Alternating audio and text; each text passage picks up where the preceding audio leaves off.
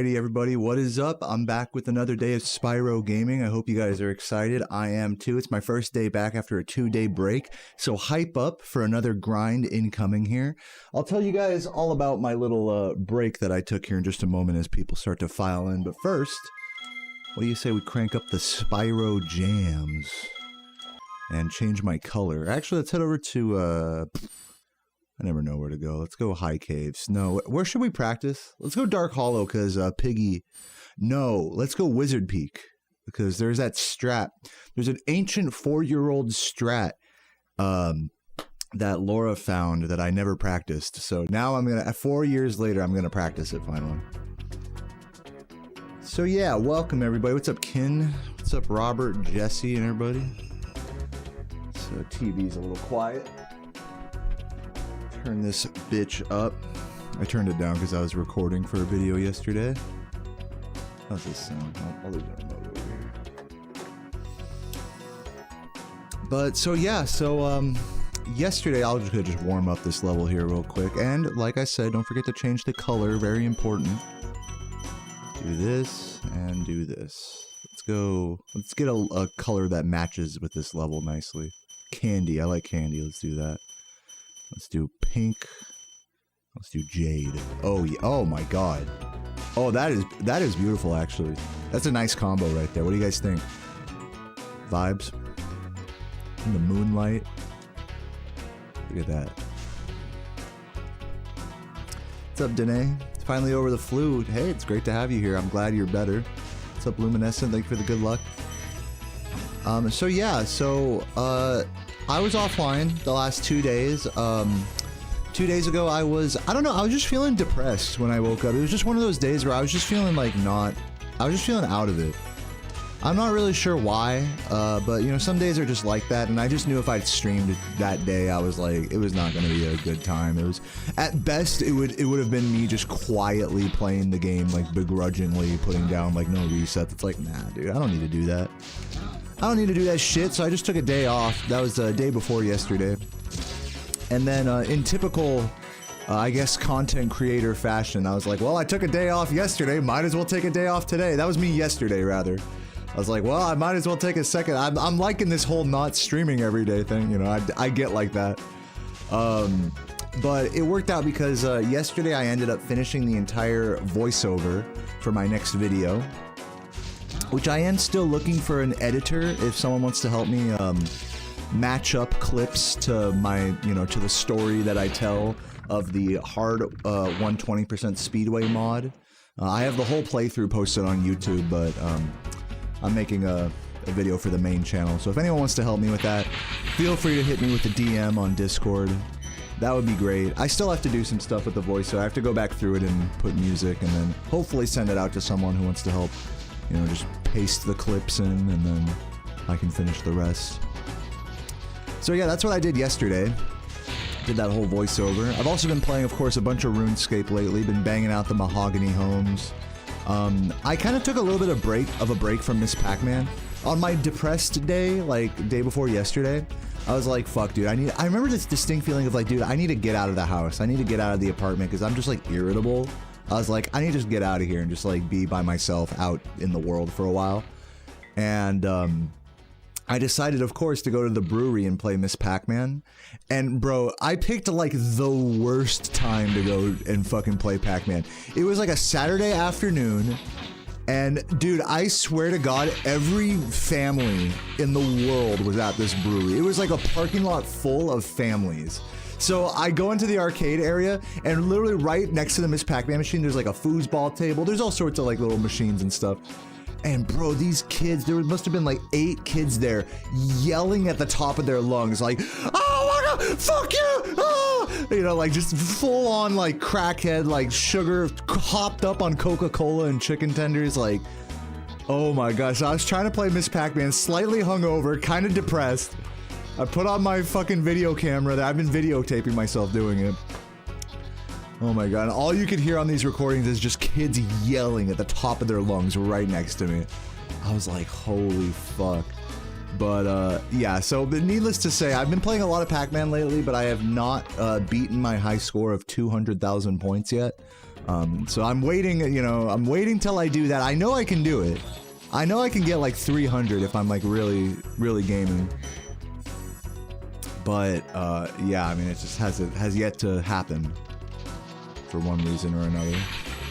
Which I could get into all of that, but save you guys the fucking soapbox. Basically, still working on Pac-Man. Taking a little bit of a hiatus yesterday from it, and today as well. We'll see if I end up back at the machine again today. Also, I'm trying to be careful not to give myself I gave myself like some blisters on my fingers from the, you know, it's just like a hard plastic joystick, so I need to be careful with that. I don't want to fuck myself over in Spyro or anything, especially on my thumb. So just taking it chill. Obviously, it's not that serious, even though I'm a little low-key obsessed with it right now. Like, it's, you know, there's no hurry. It's just a fun side quest. Just like my RuneScape, you know? RuneScape's just like a fun side quest for me. It's not meant to be that painful quite yet.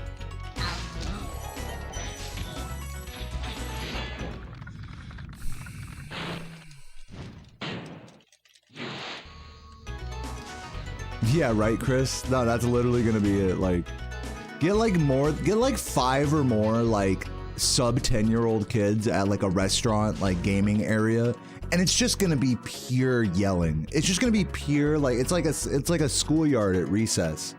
Kids cussing at each other and, you know, screaming and freaking out, you know, at whatever game. It's crazy. Let's get it today? Dude, let's fucking get it today. I like that idea. Thank you, Belru, for the kind words. What's bringing kids to a bar? It's like a brewery. It's not like a bar, it's a brewery. The kids aren't sitting at the bar ordering whiskey sours. They're at the arcade.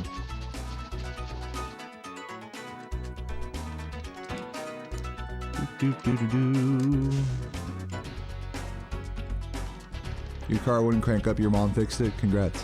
What's up, Arkanthan? Starting early? Well, I mean, daylight savings just happened. This is like a pretty normal time. Around 1:30, my time is pretty normal for me. It is early, relatively speaking, like not considering daylight savings, I suppose.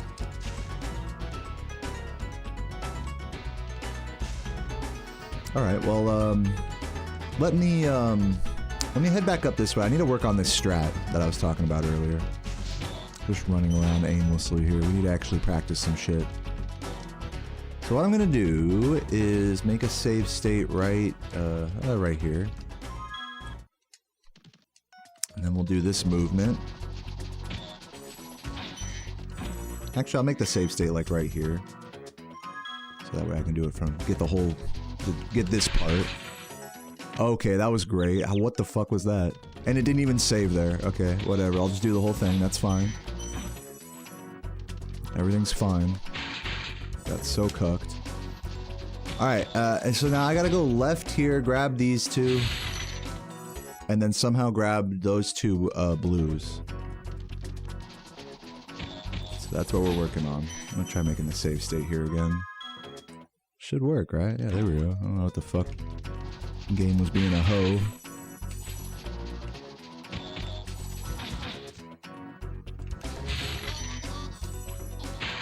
Man, that is weird.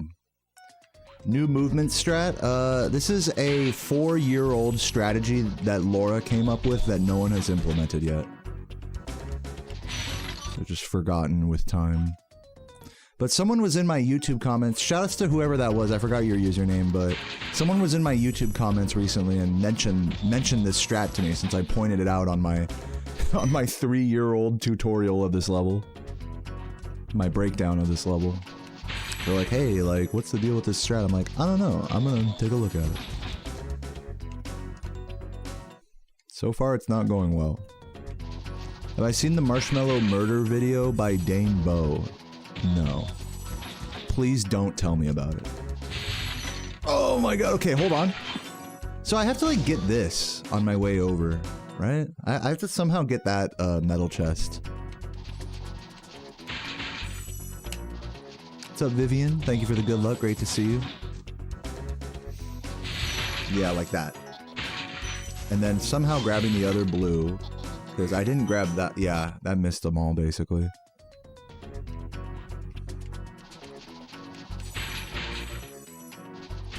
Yeah, 3 years ago is basically ancient history in terms of speedrunning. That is true.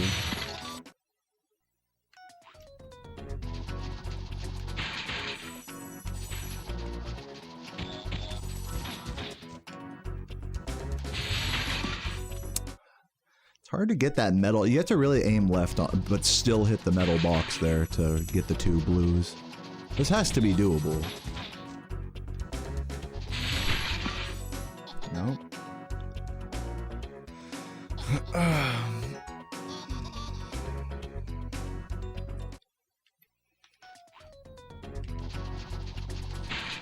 Bob, you really want me to watch this video, huh?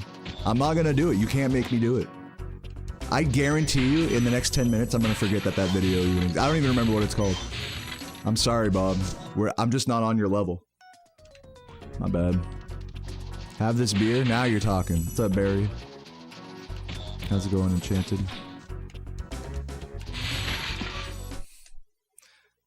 What's up, CTR? Thank you for the good luck.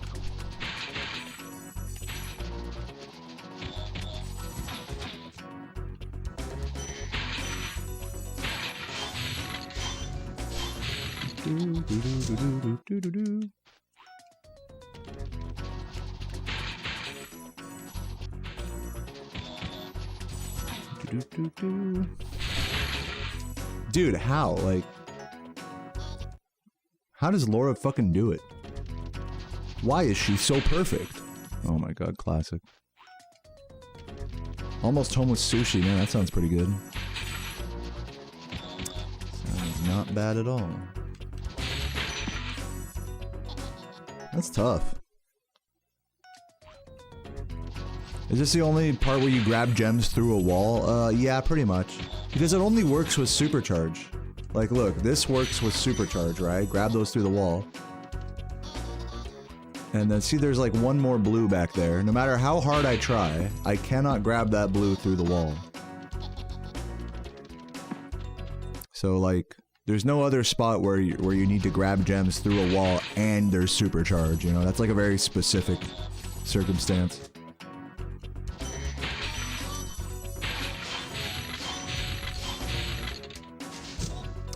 Interestingly, we don't quite do it on the other part over here. Like, let me show you guys this section. Say we come back over this way. Yeah, you can't even grab these through this wall, I guess. Like, maybe it's possible?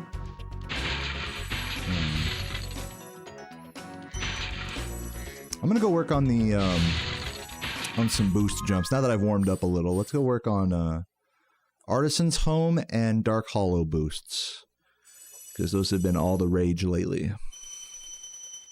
Spyro Blueberry. This is actually the candy skin. Okay.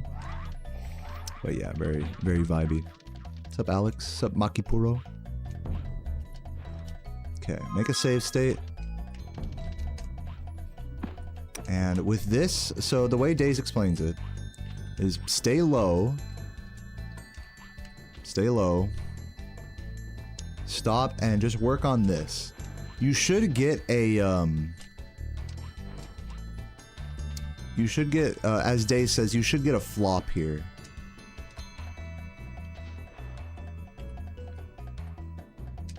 If you do it right, which I'm not. I'm jump charging. And I'm guessing because Daze says he gets a flop, that it's not actually a jump charge, it's just stopping and then doing a skitter, basically. Or some mixture therein. Yeah, that's it. It actually is a mixture. It's a jump charge into a, like, a one-frame skitter. The reason why the jump charge is nice, and I think why it's supposed to add consistency, is because the jump charge pushes you into the ground a little bit. So I just gotta practice jump charging and getting that flop a few times. Like, don't let go of square. I think my issue is I'm letting go of square and X too long, or too late, too early. Too whatever.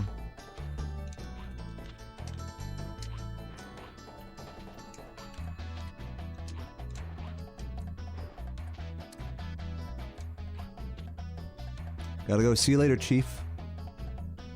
Have a nice drive. What's up, champion? How am I? I'm doing alright, man, dude. Welcome. Just working on some stuff. Haven't been online in 2 days, so just kind of getting my bearings again here. Getting my feet wet. So I need to consistently get this flop before I can even talk about consistently getting the boost. So far, I am not quite there yet.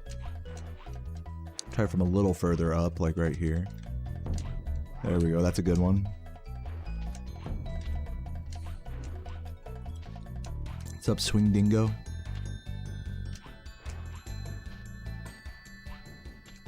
Hey, English only pendejo. What up, Embrace?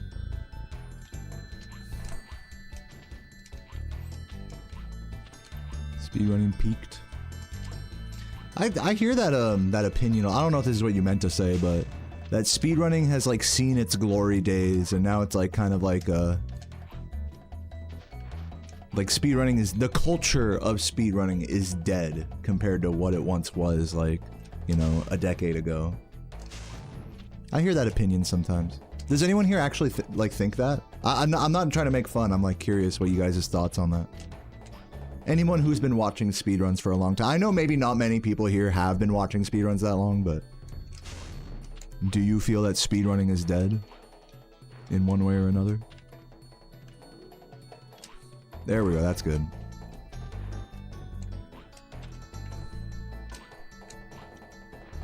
What's up, Sailor Pat? Oh, I already know. What if I got 119.57? Would that like be upsetting for you?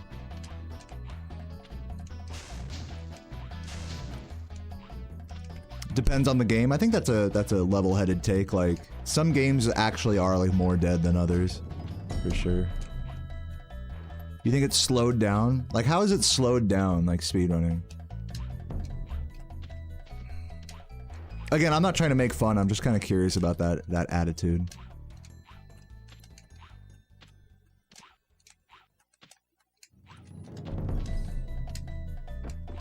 Okay, I'm starting to get the feel for it a little bit more.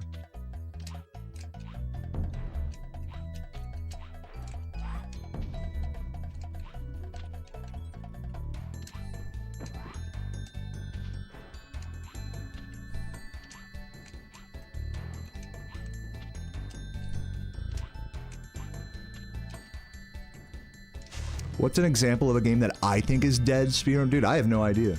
Not this game. And by dead, I'm just thinking like people don't really play it. People used to play it and they don't anymore, maybe. Like maybe Katamari Damacy is like that a little bit. I don't know. I don't really keep up with enough speed games like to say that definitively. You think Tetris is dead? Isn't Tetris like more active than it's ever been? How many active Spyro runners? According to speedrun.com, it's probably like in the 10s or 20s.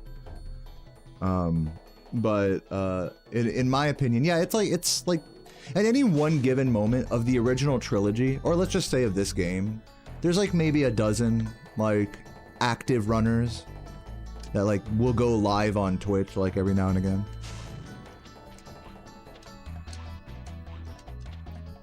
Which is actually that's kind of a lot, you know, as far as speedrunning is concerned.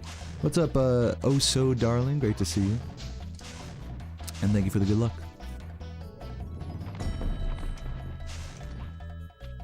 It's got more expo. We're talking about, to those who are just getting here, we're talking about, is speedrunning dead? Like, if yes, why? If no, why? I think you can like argue either side of it, depending on your perspective, for sure.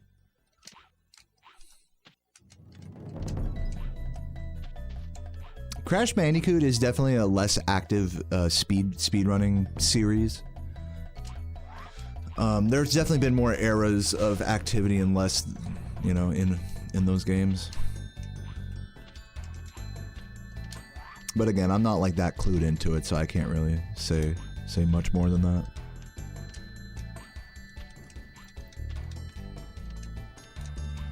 What I'm trying to do right now is I'm trying to practice the preliminary inputs for the boost here so I could jump up to that ledge from here. And the way Daze says it is you gotta do an X and square press simultaneously and get a flop here. So see, I didn't flop there, I didn't hold X and square enough, or I had the wrong angle. So we want to avoid that.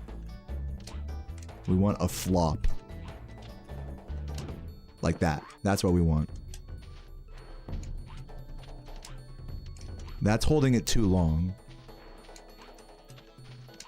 That's good. So if I can just do that every time, then I should be on a good path to getting this.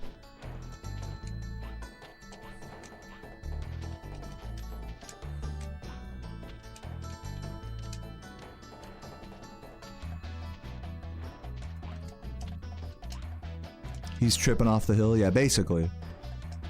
Essentially, to say exactly what's happening here is I'm doing a frame-perfect jump charge. You know, so jump and then charge. And then I'm still holding X and square just for one more frame so that he can get something called a skitter, which is this. See how he glitchily jumped, like, skitters up the fucking thing? See that it didn't happen there, but like depending on the angle of the slope. God damn it, I have to do it on this side. See how oh my god, it's so hard to explain this, but yeah, like you can continuously jump charge into a hill over and over. It goes like so that's called a skitter. So we want a jump charge into we want a 1-frame jump charge into a 1-frame skitter basically, and then let go of the buttons after, crucially, to get that flop.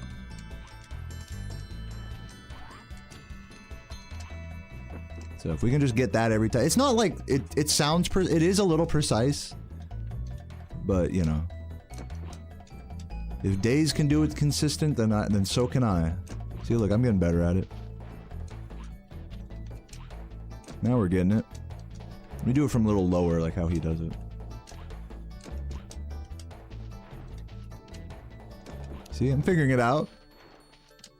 Okay, now that I'm getting this flop a little bit more, let me try it from like a run up. So let me make like the save state like right here.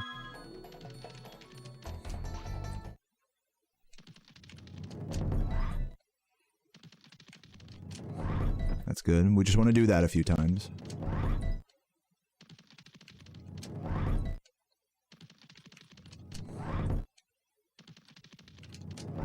I'm sorry for the screen flashing here as I load the save state. Just trying to stop and get this flop. See, we don't want that. Let's try from a little further back here, from around the corner.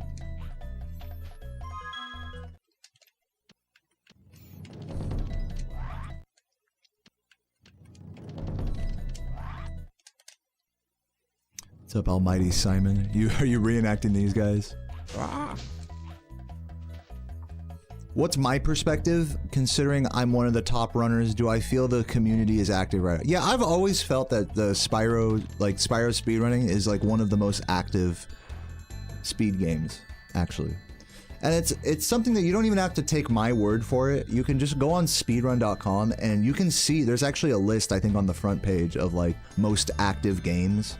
Now, Spyro isn't at the very top of that list, but it's like, it's pretty far up there. Like, you know, behind games like Mario 64 and whatever, Temple Trek or whatever the fuck that shit is.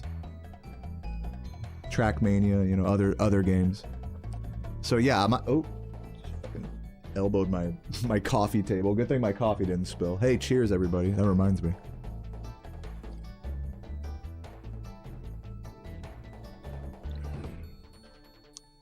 What am I doing? I'm working on the building blocks to get the jump, to do this jump basically, and like make it up there, which that was like a horrible attempt at that. So I'm just working on I'm trying to get that flop, because if you can get that flop consistently, then all you have to do is press X and you'll get the boost every time.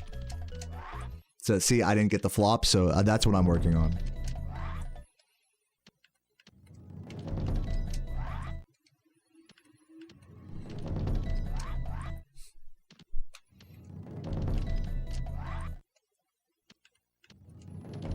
You know, I've been teasing doing a 120% world record progression. I've been thinking about it. I've actually started that video several times over and interviewed runners and stuff, and like, it's just such an, it's like a daunting task for me. Like, I feel like compared to how good some speedrun documentarians are on YouTube, I feel like I'm just like, I don't know, maybe it's an insecurity or something, but I just don't feel like the caliber of videos that I make are as in-depth, analytical, and like well presented and organized as like something like a world record history. Like the more I like look at it and the more I work on other videos and projects, the more I'm like, dude, I don't know if making the 120% world record progression is like gonna be the thing that I do, you know?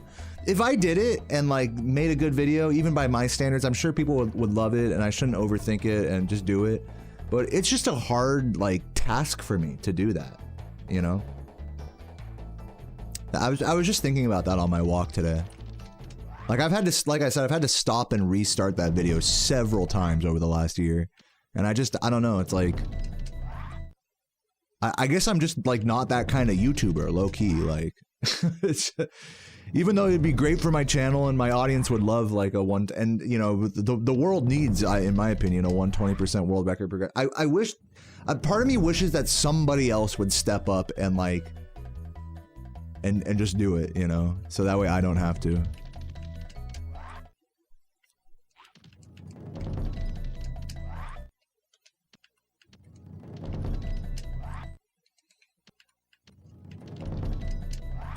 But, you know, at the same time, like, maybe that's just me being, like, scared of the unknown, and I just have to do it, and whether it's good or not, or whatever, like, who cares, just do it. It's just a lot of work, man, making a 40-minute, you know, long, like, dissertation about every run throughout, every world record run through this game's history and what they brought to the table. That's, like, no small amount of research. Even having all of the runs laid out like on a graph like that, you gotta like go through and watch them and compare them to one another and ask runners what are you doing and what is this and what is that, and like this game is so fucking, I'm just gonna say this point blank, this game is so samey, you know, from run to run to run. Like this isn't like, oh okay, we found this big glitch and now the whole run has changed thanks to Penis Butt 420, the world record holder from 2013. Like there's a crumb of that.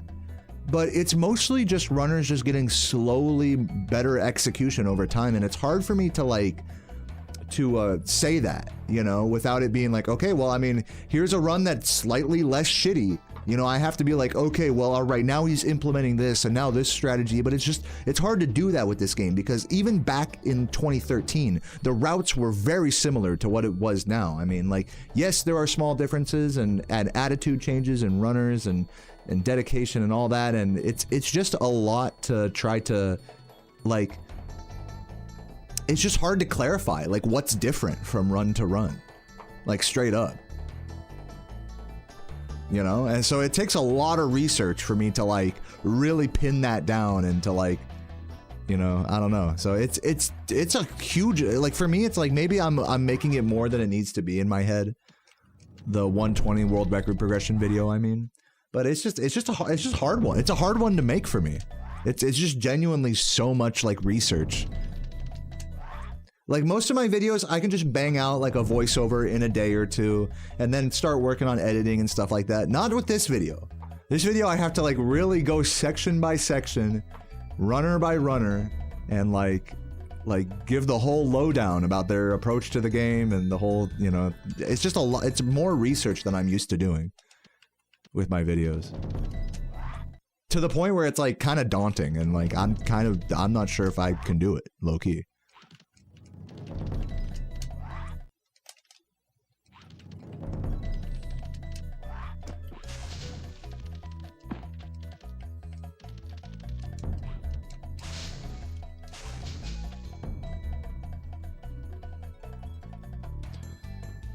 Yeah, you know, I mean, I've been trying to do that, Scott. I'm seeing that sentiment of like, it's okay to just work on it slowly and whatever. But here's the thing is, if I work on a video like this too slowly, what ends up happening is the fucking recordings, and maybe this is an organizational issue on my part. I need to like, you know, make like a dedicated folder of like recordings and stuff. But like, you know, normally when I record a video, it's like you are recording in OBS and then you turn it into an MP4 and then you put it into a fucking video editor, right? Well, if you take too long, like if you say you record part of the video and then like, let's say a few months goes by, you know, what's gonna happen is like those recordings are gonna stack up, especially since I'm live streaming all the time. Those recordings stack up and fill up your fucking SSD. And so what ends up happening is like, in my mind, it's like, oh, I'm going slow. But if I go too slow, then I end up losing my progress and basically having to start over. Now, granted, I could try to organize it differently so that doesn't happen, but it's just speaking to my issue here about it. Like, this is much more of an undertaking than I'm used to when it comes to video making. So it's like, that's just my issue with it. You guys are right. I should still do it. I'm just like, I don't really like want to. You know, I mean, I should, but I don't want to. You know, that's just life. You know, so I'm working on other videos at the moment, and I just have so much more fun doing that, and those are enough of an undertaking for me. You know, but I don't know. It's just hard. It's hard because I feel like I have to, like, I don't know. I have this like weird like complex in my head, like I have to be the guy that makes this video because no one else will. But like, I'm not a speedrun documentarian. I'm just a speedrunner and like a guy that makes silly videos, you know? So it's just that's a tough hill for me to get over, like straight up, in the whole workflow.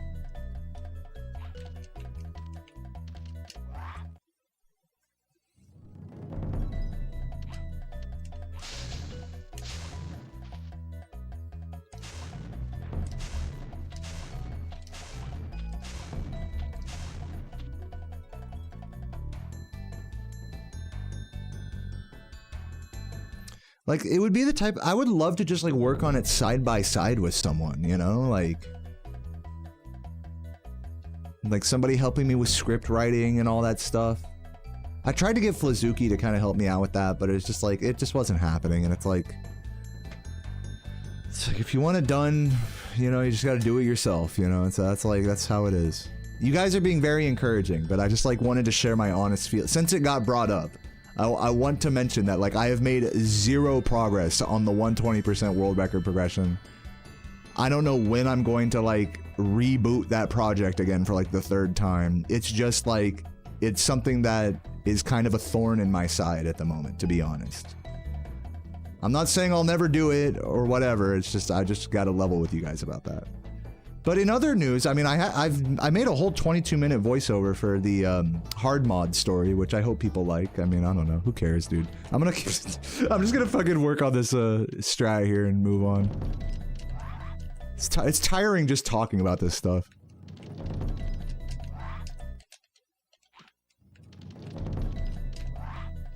There we go. Now I'm starting to get it, like the days strat.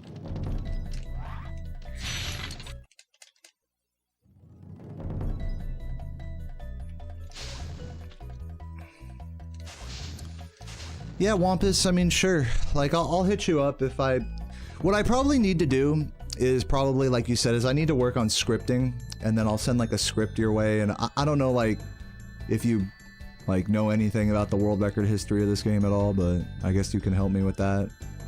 When I said someone help me, I kind of meant someone that, like, knew, like, the fucking world record history and can give input on that. I'm not sure if that applies to you. Like, bounce ideas off of, like what did this person bring to the table? Like, that's like the big hard thing about it. It's like, what did this person bring to the table? And I don't think I'm gonna find anyone that's gonna help me like really figure that out unless I like watch through every run and like try to figure it and ask the runners directly. That's like the only way I'm gonna figure that shit out. So yeah. But yeah, guys, I'm gonna move on from this topic. I just wanted to level with you guys about how I'm doing with that video, which is to say I'm not doing anything with it at the moment. Yeah, I appreciate the encouragement. I promise I will get back to it eventually, but yeah, it's not something I'm like, it's just tough, you know, just give me some time, you know, I don't know. I don't really like that. You can tell I don't really like talking about it, you know, so sorry. I'm just trying to get this strat here. You guys are so, like, I'm reading the chats here, it's like, just why not do this? Why not do that? Yeah, why not just fucking make the video? Like, no, you guys are so right. You're right. I should do that.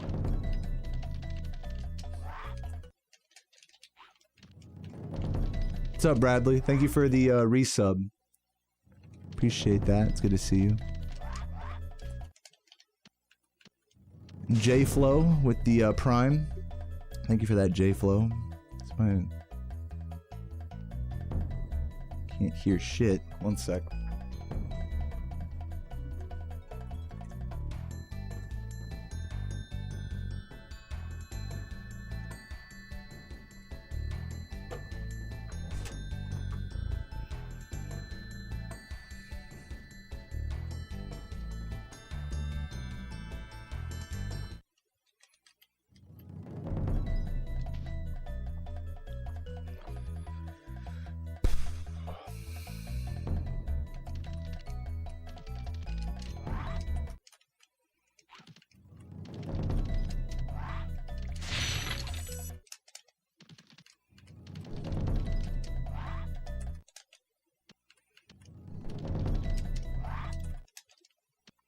Get the flop.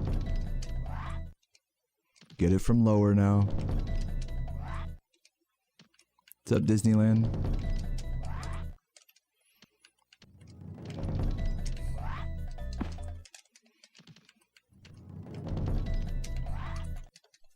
I find it helps if I aim like a little left here. Too low. Just try to get the flop.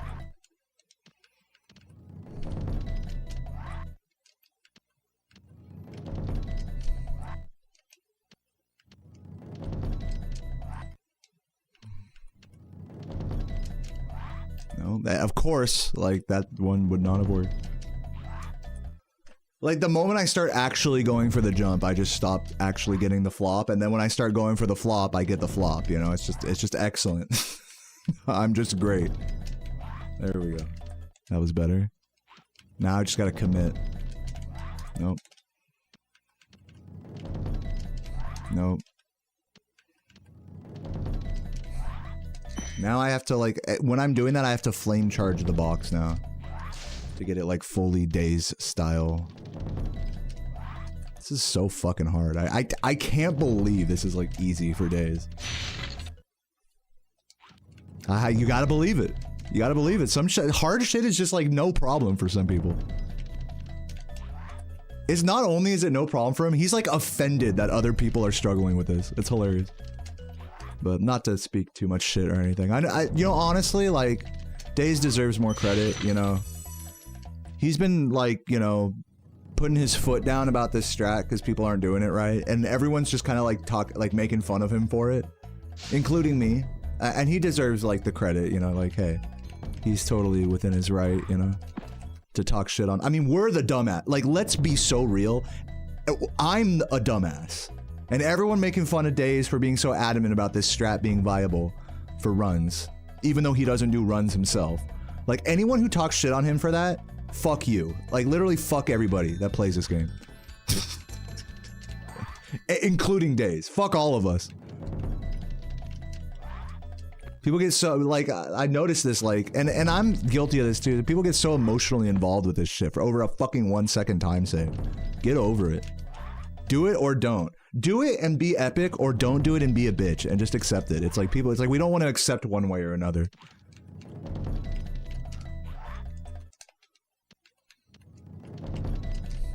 I'm like, I'm not getting the flop anymore.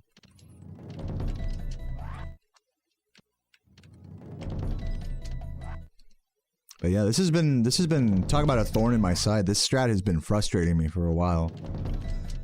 But I gotta just keep doing it.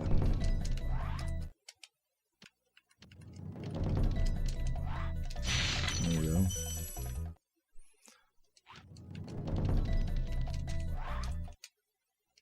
How about Lofty? I'll go there in a minute. I need to go to Dark Hollow also, and I mean, I'm kind of getting over this whole boost thing right now, if I'm being honest. Like, this is such a tiring strategy for me to practice. I don't know why. It's like... That was a crazy flame charge of that word.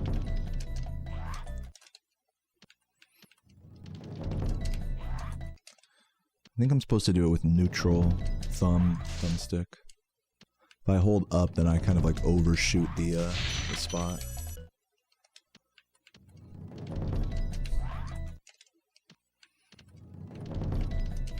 Dude, can't get the fucking flop anymore. Yeah, I can't do it. It's like something about it is like, I can get the flop on its own. Well, I guess maybe I can't. I need to go back to flop mode. Yeah, I can't even get the flop. I'm letting go of square and X a little too early. And that's too late. You gotta get the exact right timing of it. There it is. There we go. The timing is so important with that. Of holding square and X. Not too long, not too short. I think my issue with it is because I'm trying to press X afterwards, like, it makes me hold X and square, like, too short.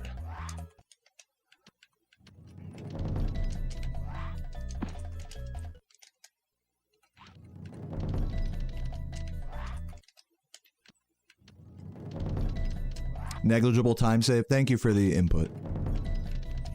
It's not even about, for me, it's not even about the time save anymore.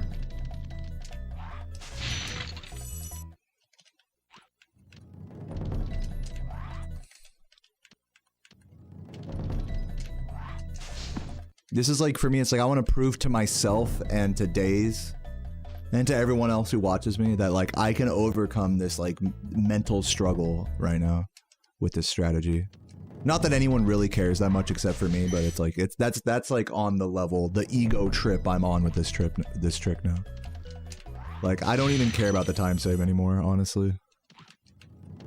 Yeah, I know the time save isn't worth it. I should be doing runs right now if it's all about just getting a new world record, but I'm aware of that.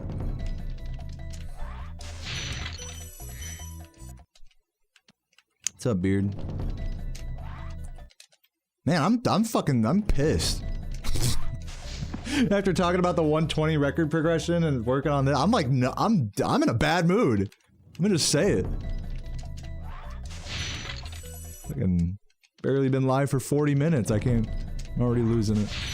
Oh, that was my first, like, actual boost into flame charge there.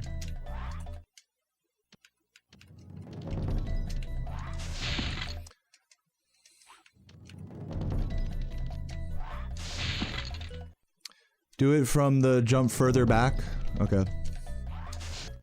I have to trust Squid's opinion. Squid's, like, also an expert on this one.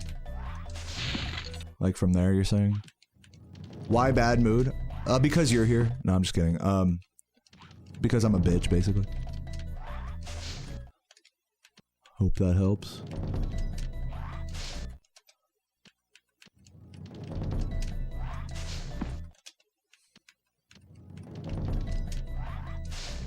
I'm kidding, Chris. I'm kidding.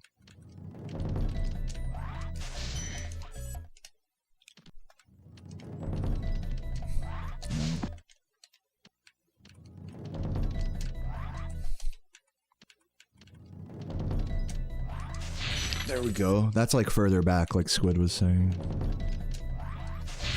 Yeah, and especially if I'm gonna hold up during this process, I do need to do it from further back. I'm not sure if Daze Press holds up or not, but since I hold up, I need to do it from further back. That's right. Shift the oh, I'm getting the whole coaching experience now. I'm getting close, Squid. I'm getting close. Give me a minute before I give me a second before I ingest another tip here, all right? Let me just process this currently.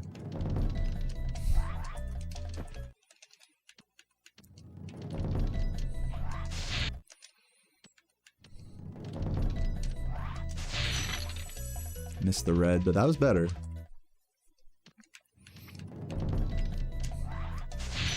Oh, that was good. I just jumped too early. That was good, though. There it is. That's the one. Just do that every time now.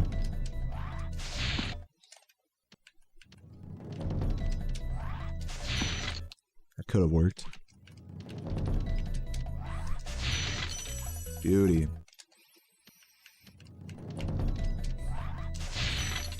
Missed the red.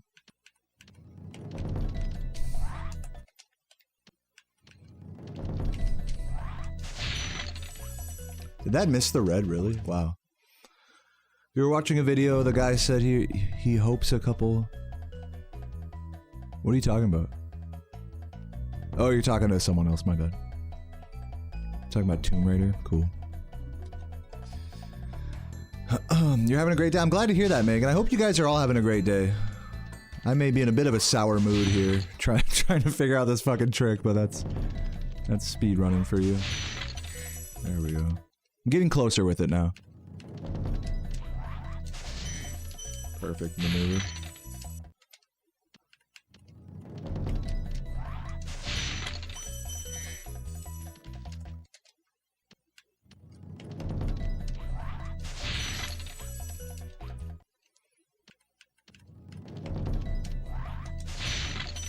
Give me the- oh my god, it's always like one gem dodges you there. It's not this one, it's that one. It's like if you compensate for the right gem, you miss the left gem. If you jump late, then you miss this. If you jump early, then you miss that. It's like, oh my, you have to do it so like specifically. You have to hit the perfect line to get through all of them with a nice walk.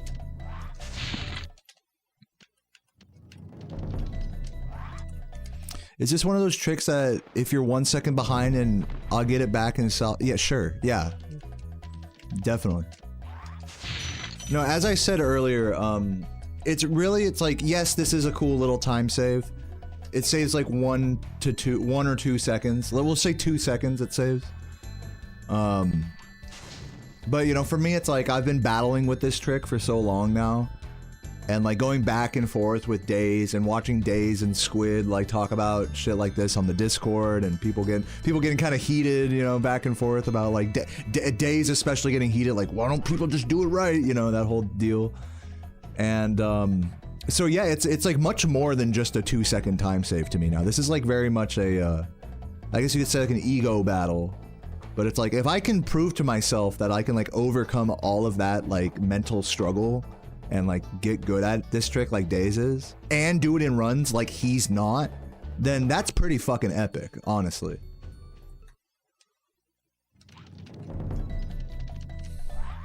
So it's just, everything's a battle. Nothing comes easy.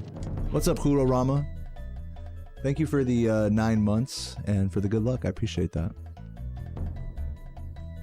I don't know why I can't hear my alerts. Oh, it's because they're fucking turned off. That's why. Okay. There we go.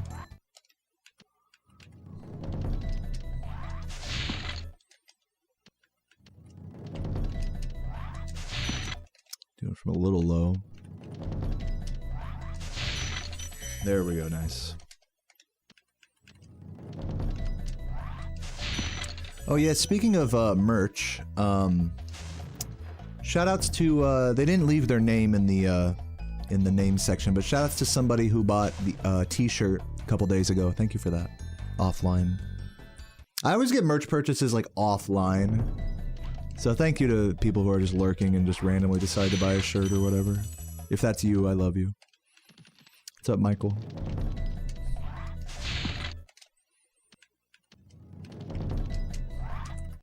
Gotta do it from further back.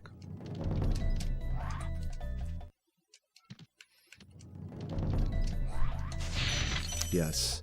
That was like the key, is just do it from further back. Because I'm holding up. That was the key for me. I've been doing it too far forward the whole time.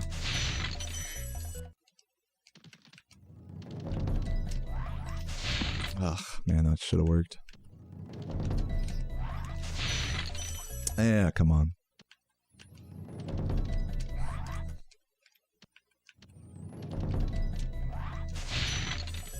Give me the red, you bitch. Yeah, it's not going hard enough right. There we go. You gotta really just commit to the do it from low down and go to the right. Because if you don't fully commit to that, you're gonna miss the red. Angry Ginger, thank you for the 21 months. Says good luck on the runs. Thank you for that. And thank you again, Hurorama and Bradley and J-Flow for the subs today. We are at 881 big naturals right now. I think I'm gonna reset my sub goal to 900 naturals. Or I guess we're at 941 sub points, so... Here, I'll set it to 900 naturals. We should get there first, and then we can talk about 1,000 fake titty sub points. 1,000 enhanced booba. End goal. Yo, Clueless, thank you for the good luck as well. Thanks for all the good luck subs, guys. That means a lot to me. Some legends here. Clueless. Advantage goals. Goal amounts. Not sub points.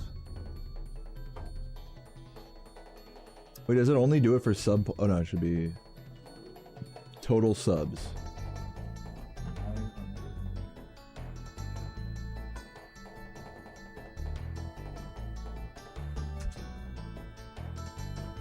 Start.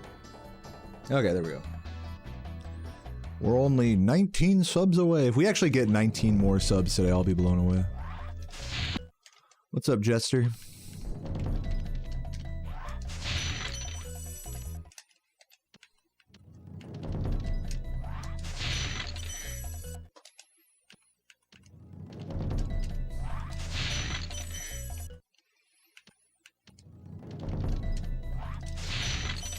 Now we're getting it.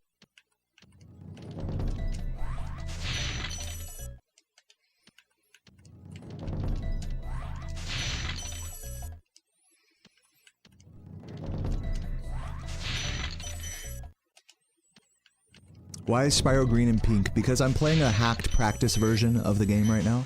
You can type exclamation point practice codes in the chat for more info on that. Oh, that should have grabbed.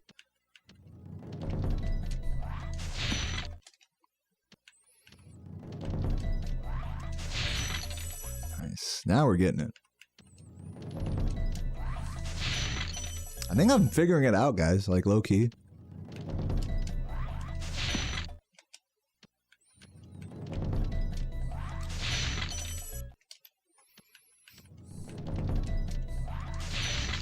Oh, give me the red, dude. Give me that. Oh my god, this fucking game can suck my ass.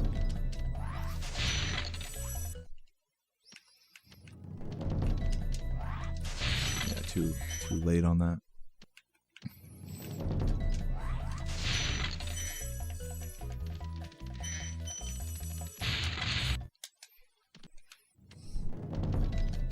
Oh, too far forward.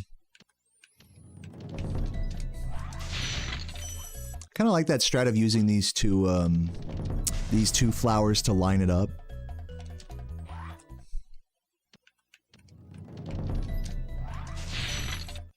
You should probably come from a little bit further left on them, though.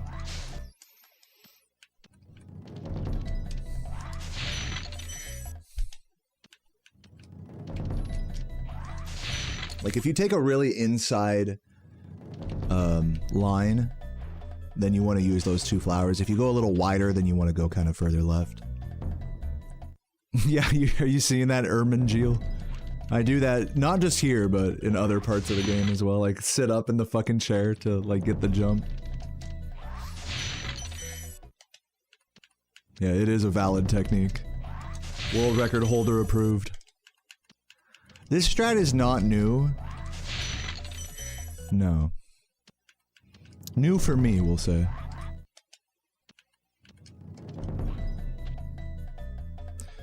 Okay, there's another skitter for if I charge down off the platform just as I land.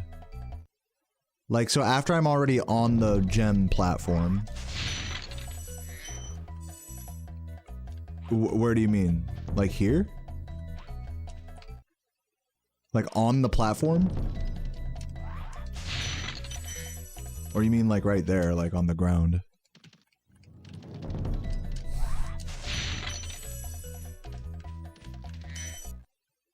When I charge off and it's so in the grass after the platform. Like that?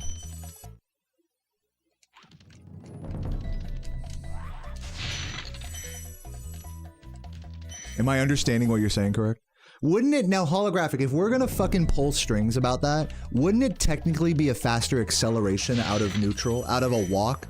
Instead of flopping off this platform or charging off, wouldn't it make more sense to charge jump off and skip that skitter? You would have a higher acceleration off the platform doing that way. Or jump charging for that matter. Technically, the most optimal thing would be a frame perfect jump charge into your skitter. So let's try that.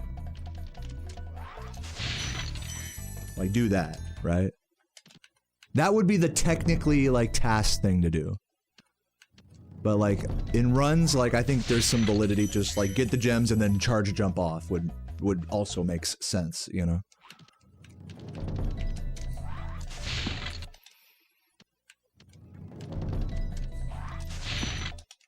What's up, Fatal Foams?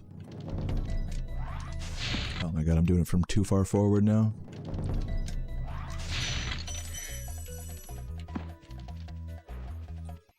Nice bonk. Yeah, like that would be the like if you get that, if you're so confident you're moving, you hit that fucking jump charge down and then skitter on the ground, like yeah, that's ideal. For sure. Too far forward. I gotta make sure I'm not too far forward with this. Yeah, this is a mod. Type exclamation point practice codes in the chat.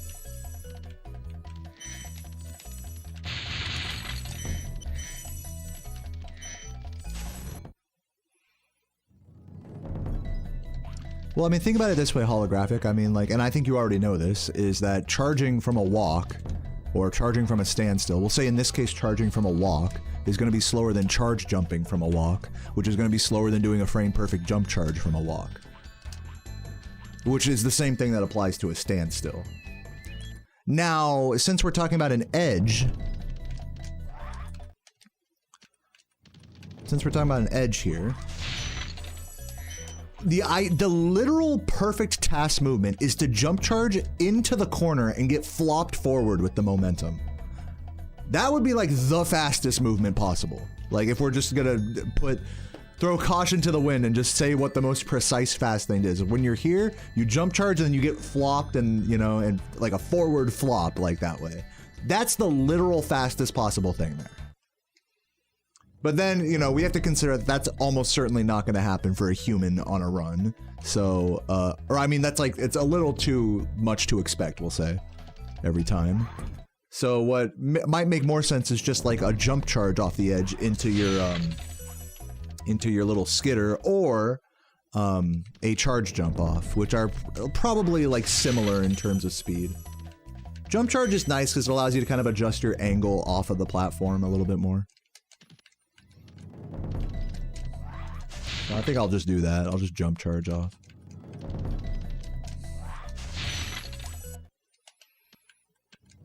But either way, I mean, it doesn't really matter. I mean, just getting this part is the important part. Strawberry, thank you for the 38 months. I love you too. Cutie butt, thank you. What does this mod do? If you type exclamation point practice codes in the chat, as I have said for the 3rd time now, it will explain to you that this is a hacked ROM of the game that allows me to reset Spyro's position and all of the gems. Like, you notice that I'm respawning the gems. You can't do that on the vanilla game without quitting the game. And then also you can change Spyro's like colors and flame and stuff like that. So if you want more information on that, just type exclamation point practice codes in the chat. That's all you gotta do.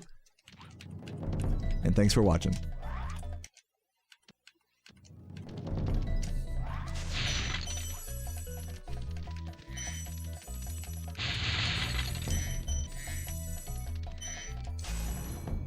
Alright, dare I head over to Dark Hollow and work on that shit?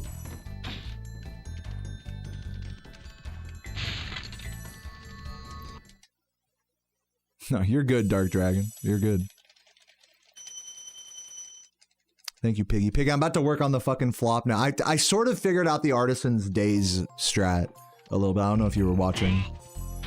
Yeah, I was doing the Days and Sky. I might start running that shit in runs now.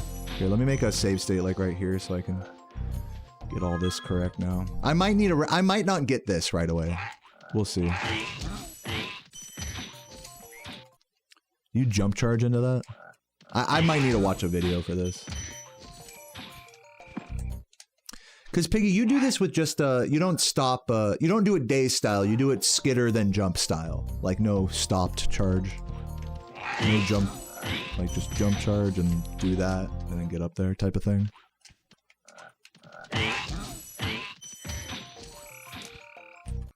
I'll start trying to do it like days style a little bit. What's up, Hustler?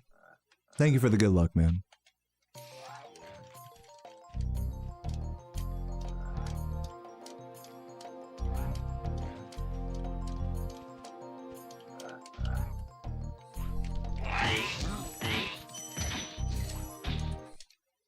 Here, let me just like go over to the spot here.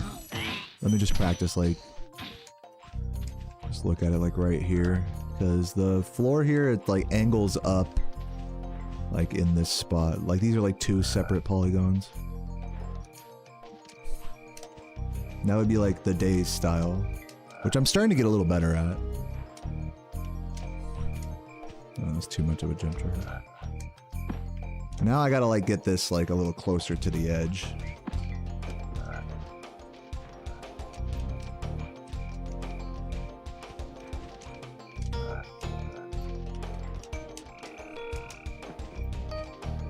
Just do it out of like out from a basic skitter. Let me do it like basic bitch style. Just experimenting. Like I said, I don't think I'm gonna get this today. I'll come back and revisit this soon. I would like to like get it. Because the way Piggy showed it in the Spyro Discord looks really cool. But I've already spent so much time on the other thing today that I might not figure this one out quite yet. And that's okay.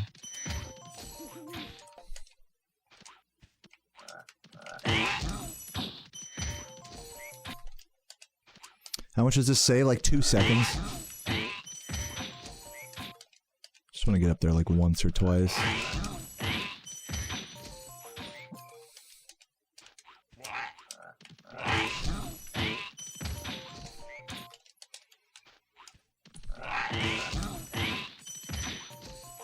There we go. Oh, come on. That should have worked.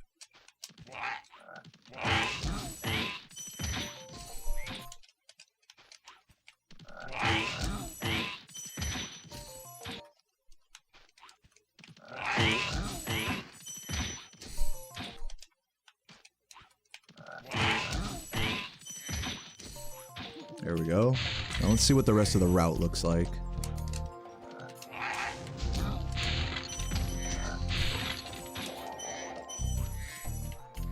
Go here, then go down here. Jump up, jump up. Yeah, like that, right?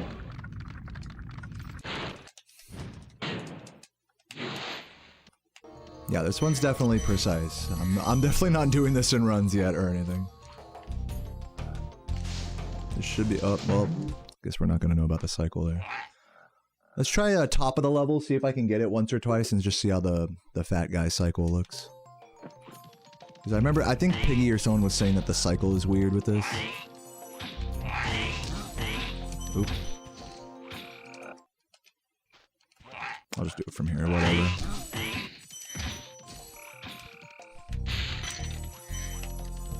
Oop. Make it. I wonder if I tried like killing one of those guys. If that even would make a difference.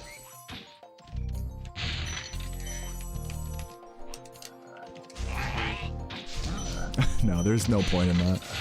Because like, you could just kill them in a line later anyways. Losing any time there to that guy is pointless.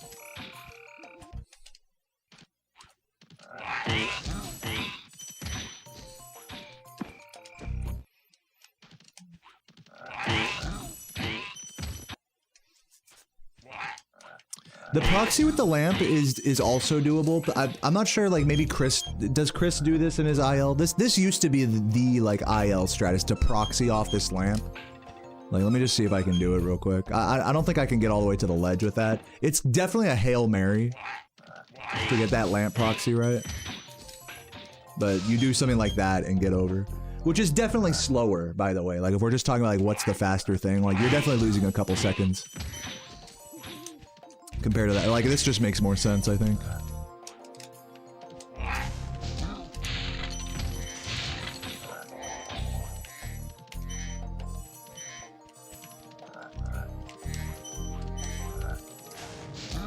Definitely could be doing more jump charge in there. It's really, the proxy's faster? Like, you're saying in a perfect, like, with a perfect proxy, it's faster, you're saying?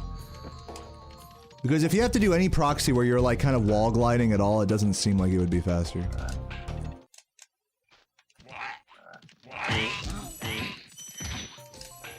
Like if you get one that's like vertical like that, you're saying that's faster if I were to make something like that? You're saying it's faster if you get one that like launches you perfectly like that. That's faster. And even then, like... That surprises me. Yeah, I mean, it doesn't... I guess it shouldn't surprise me that they're pretty similar. Yeah, now that I look at it. Either way, they're, like, pretty similar.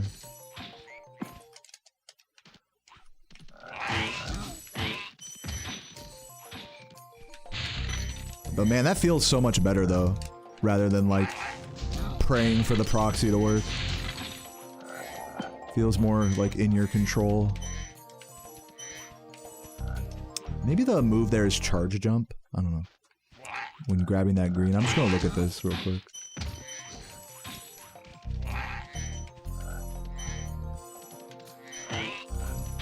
Yeah, and then jump charge into charge jump onto the stair.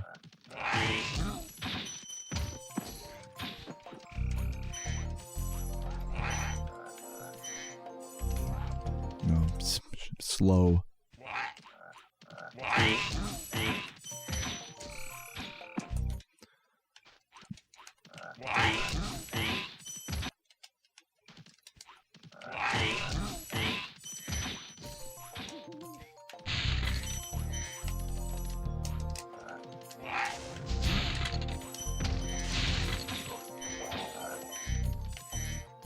Oh, wrong way. I got the old muscle memory. Let's see how the cycle looks here. Is this a new strat? Yeah, this is something that Piggy's been playing with. None of the- let me just say this all, like, point blank. None of this stuff is, like, brand new. Oh my god! We never knew that any of these things existed. It's just, like, now people are playing with them more, and... There's an argument. There's a new argument for the viability of these strategies in full game runs. There's your answer. But none of these strats are, like, unknown.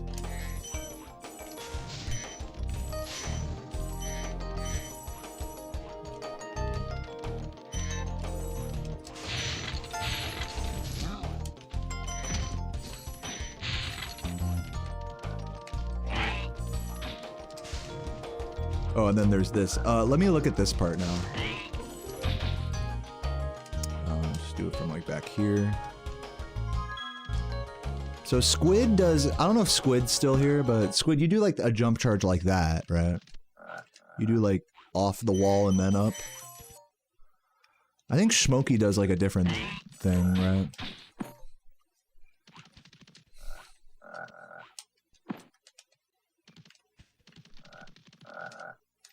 If only there was another, boost here, that would be great. Squat, is that what that's called, a squat? Well, I forgot what a squat is. I know that's, like, from Vortex.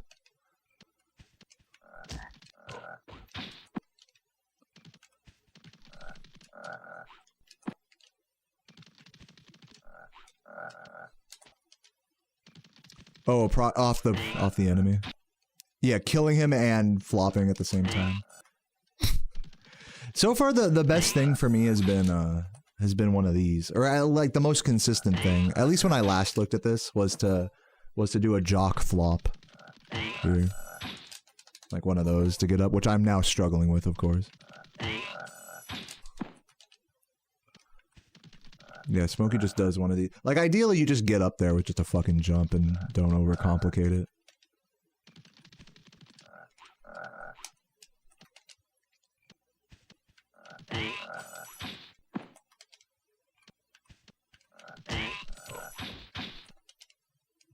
You like the squat? You're saying do this to get up there? But then what about the gem?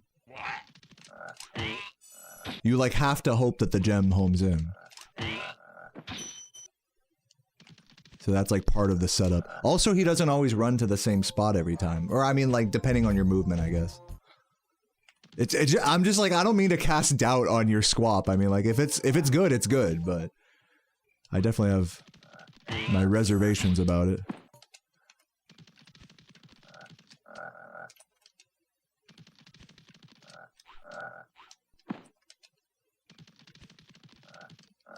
Yeah, I'm not even trying to talk like ILs versus full game. I'm just trying to talk what's the most consistent thing here. That's all I'm trying to figure out.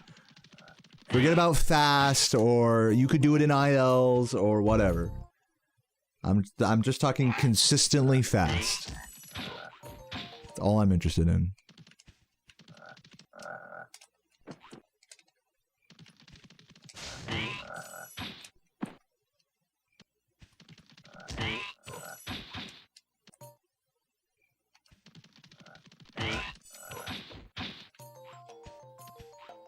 Dude, yeah, and like that's kind of where I feel like we talk about that a lot, especially now that we're starting to implement more of these boosts. About like, oh, well, this is viable for ILs, but not full game runs. Like, it's just a question of consistency. Like, that's like a totally a subjective matter from player to player with how consistent they are at any given, you know, precise thing like this. So I don't even want to fucking talk about like, oh, well, you could do this in ILs, but maybe do this in full game. Just like, what's the most consistent? That's like what I'm just trying to figure out. I don't care like what you think about ILs and shit like that, you know?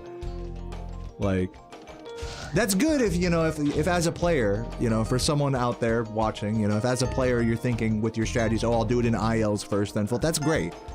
But like, let's just talk about the trick here and like not bring your, let's not bring any like full like run style preference into it, you know.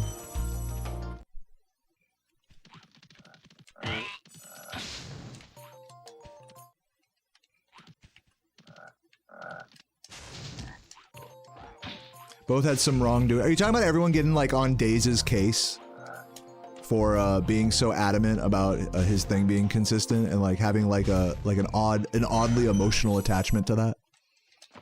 He wouldn't. Let me tell you this right now. He wouldn't be the first person in speedrunning to be like that. And I think he has a pretty level head to like, you know, take the criticism from everyone in Spyro and still stay adamant in his position. So I honestly, I respect him for it, low key. I actually had like a DM conversation with him because like, you know, anytime I like try one of his strats, like it was like this with the artisans jump.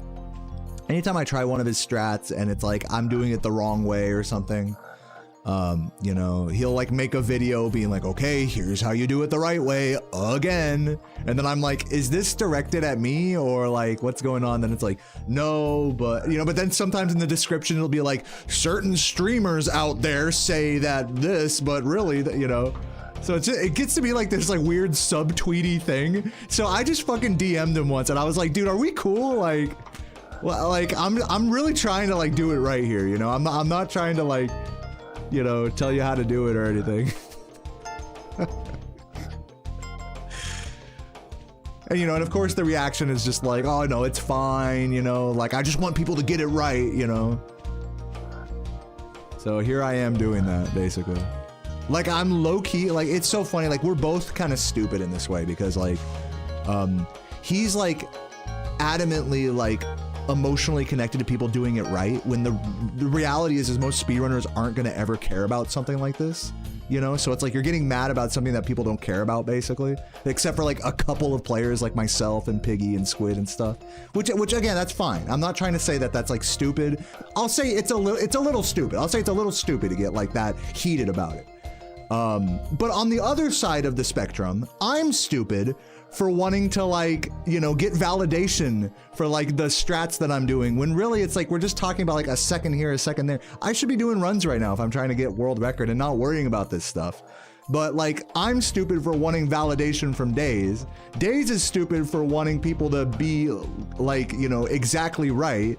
And everybody else who speedruns this game is stupid for having an opinion on either side of that. We were talking about like being special snowflakes in the Discord. Oh, well, I do the strat this way and I do the strat that way. Fucking who cares, dude? Just do whatever you want. Try not to have a hot head about it because nobody gives a fuck. You know what I'm saying? Like, that's why we're all fucking stupid is what I'm saying. Like, I'm stupid, Daze is stupid, everybody's just stupid in this situation.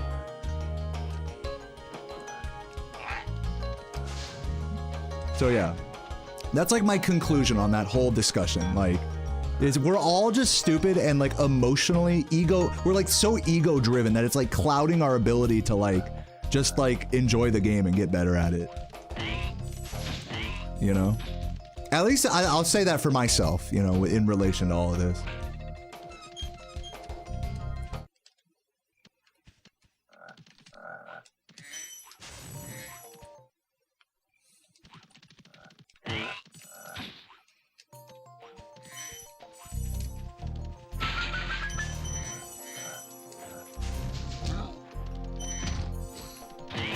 So hopefully I don't get any angry DMs about that. Hopefully it's like,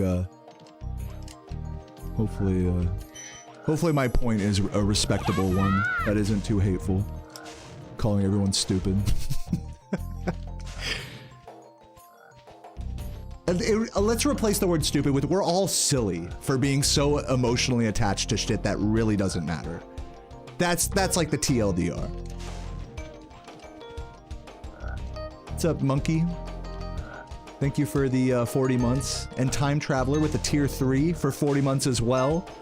Damn, 40-month Chads in the fucking chat here.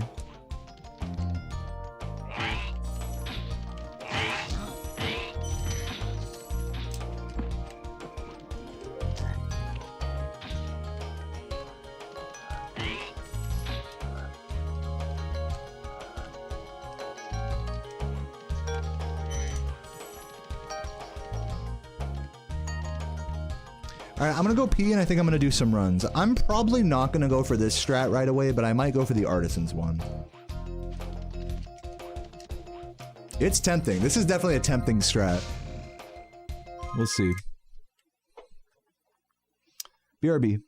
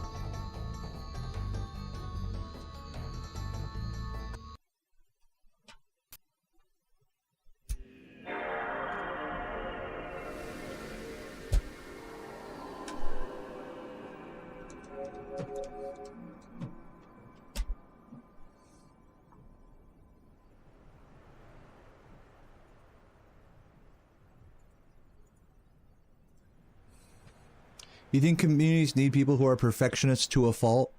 Yeah. Dude, I'm glad we have days and everyone like arguing about like the validity of like being emotionally like attached to people doing strats like an exact way that you do. Because that's the whole argument. It's like, oh, well, maybe you can do the strat, but you don't do it exactly like me, so it's wrong, you know? And, you know, and by what you're saying, it's like, you know, having people like that in the community, it's nice because it's like, oh, well, I guess I'm wrong, you know? It's nice to be told, like when you're trying to get good at something, it's nice to be told very clearly what's right and what's wrong. Usually it's the other way around where it's like someone's just like, oh, just do this. And then there's like no further explanation. Thank God, like Days will actually go and make like 10 videos about the same fucking thing to like really drive the point home. You know, like we're lucky we have him for that. Absolutely.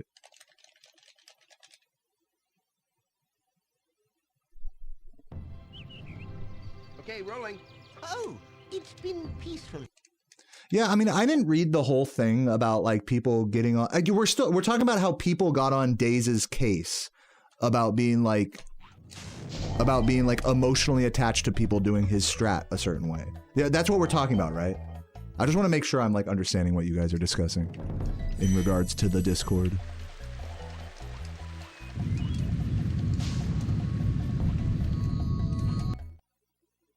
Yeah, that's the topic.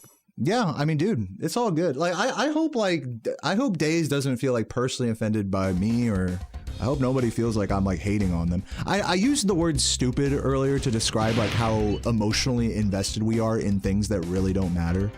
Like in the grand scheme of, even in the grand scheme of a speed run of a game, a little 1 second time save or whatever, like, but people really like get fucking attached to that, especially when you're the one that finds that or like figures out a better way to do it. Like people get really fucking attached to the things that they find in speedrunning. And that's like to a fault. That's for the better and the worse. Because you'll get like really heated discussions like this over like, you know, something that shouldn't be that big of a deal. But then also you'll get like a lot of extra direction and help where it otherwise wouldn't be there. So it's like, it's a double-edged sword in that way. And, you know, I'm not here to say that that's like, you know, there's bad elements to that and there's good elements to that, you know? That's just like, I guess that's just like the nature of being passionate about something, is that like you'll just really argue to the death about something that's like quite small and really insignificant in the grand scheme. And that's like, that's fine. I used the word stupid earlier to describe that. It's just silly. It's not stupid. It's admirable that people care that much, you know? But it is silly also. Like, it's both things. But yeah, I mean, like, I definitely think it's true that we are a bunch of like, we are like really, in the Spyro 1 like Discord specifically, like in the Spyro 1 channel, like we're just like really emotionally sensitive, I've noticed. I'm like this too, you know, and a lot of other players I've noticed like really dive deep into the whole like emotional side of things. And that's a good, I think that's a good thing, you know, but it's also a bad thing as well when it comes to, you know, getting all heated about like a little thing and people getting angry and apologizing, and you know, it's like, dude, like let's just like relax a little here, you know? Like, let's be okay with talking shit on each other, you know, and being like, your strat is fucking stupid, fuck you, you know, and stuff like that. Like, this is gaming we're talking about here, guys. This isn't like, oh, I gotta be nice to everybody, but you know, it's also like, yeah, it's like, I don't know. It's not that deep, is all I'm saying. It's not that fucking deep. It shouldn't be that deep. It is that deep, and it shouldn't be that deep. We need to like overcome our own egos like that, is what I'm saying. And I think we all have like a bit of an ego. I don't want to say an ego problem, but we all are definitely more ego driven in the Spyro 1 Discord specifically.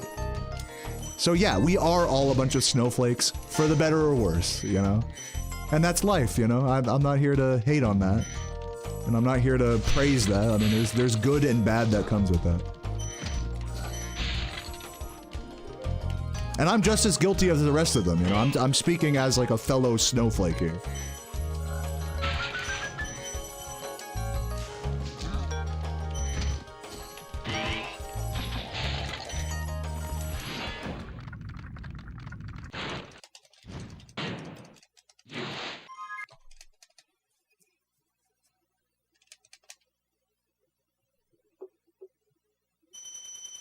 How do you fix finding games boring? You have to give yourself new challenges in whatever game you find boring. So like, let's say you've already like 100% in Dark Souls, well like, try to like fucking figure out how to make bosses like walk off the stage and suicide kill themselves or something. I don't know, like, or go for a no-hit run, or try to do like a special build that's like extra crippled or something, you know, in one way or another. You have to just create the challenges yourself at a certain point to keep yourself interested in the game.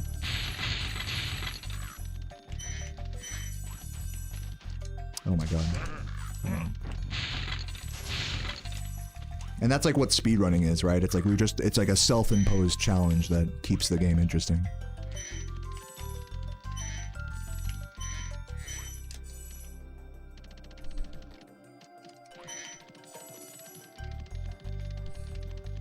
What's up, Fish Paste?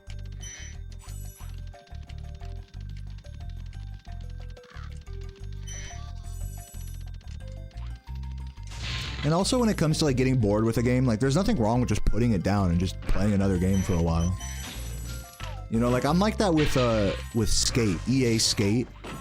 Like I'm not trying to like be like top of the leaderboard or like create challenges for myself, and it's like I played that game so much to death that like it's most fun when I put it down for a while and then come back to it, like in the first 10 minutes. That's when that game is most fun to me, since I've overplayed it so much. So that's like my version of keeping it interesting for myself is by not playing it. So there's like, it doesn't always have to be like, you know, you're giving yourself new challenges all the time to keep a game fresh and interesting. Sometimes it's like quite the opposite. It's like you got to put a game down for a while to like come back to it fresh, you know? Oh my god. Fuck off. Just, wow, I'm so ass at this game.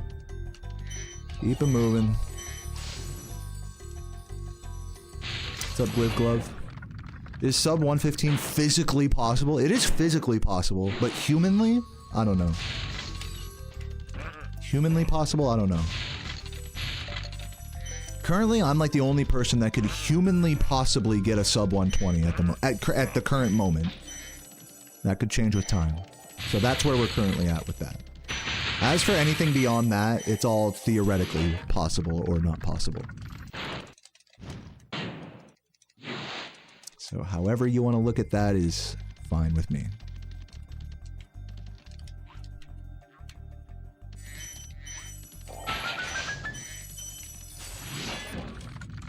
But yeah, welcome Fish Paste. I'm doing good, man, and thank you for the good luck intrigue. Definitely losing like 5 seconds there. That was ass.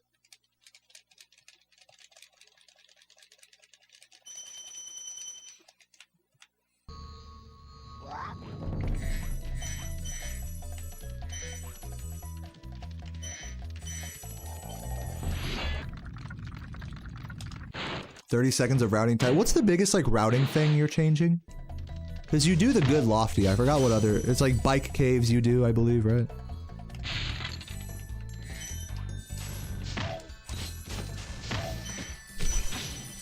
You do a haunted towers proxy, I'm assuming. Metalhead out of bounds.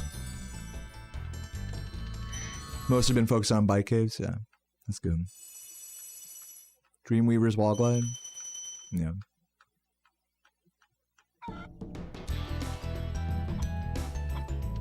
Man, when I'm on a pace, does this happen to you, Piggy? When I'm on a pace, like a PB pace coming out of Haunted, I find it like more challenging to want to go for the wall glide. Especially if I'm not on the perfect sparks and life count. It's like, I don't want to waste 3 seconds going for it and missing it, you know, just to potentially save a couple more seconds on top of that. Like, it's like such a game of like, you know, giving and taking time saves depending on the life and sparks count, that it's like, when I'm that deep into the run, an hour plus, it's like, I don't want to like increase the mental load like that, even if I do get it and end up saving, you know, a second or two plus with it. Do you ever find yourself like feeling that way, like mid PB pace? Because that's kind of how I am with the Dreamweaver's wall glide. I realize that even in like a suboptimal situation, it can still save time.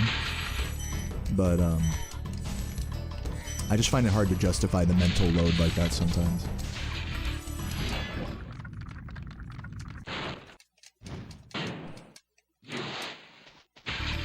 Come on.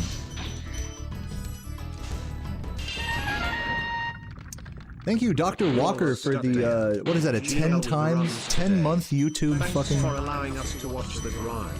Dude, you're very welcome, man. For the 10 months of YouTube membership, of true Spyro chugging. That's really generous, man. I love you.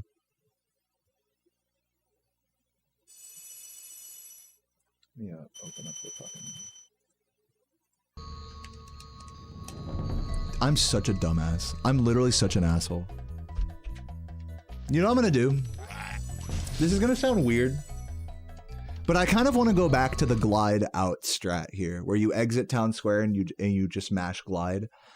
I know Composer like proved in the Spyro Discord that like if you just flop and then jump charge, like there is a theoretical like faster limit to that. But I don't know, I just like the smoothness of the fucking the triangle drop, cancel, and then just go. They're both almost equal, basically. Like, in theory, Composer's thing is faster, but I don't know, I just like doing this. Like, am I weird for that? Like, am I weird for picking something that's like theoretically suboptimal, but in practice is basically the same like that? It just feels smoother, you know?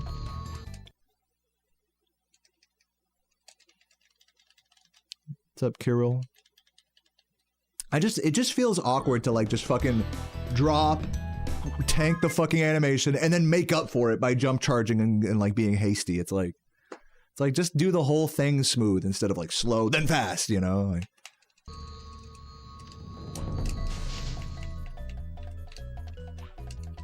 yeah, I'm gonna go back to doing it this way. Special snowflake moment from me there. These Spyro 1 runners are just such special snowflakes, man. They gotta do everything suboptimally, you know, because it makes them feel special. Idiots!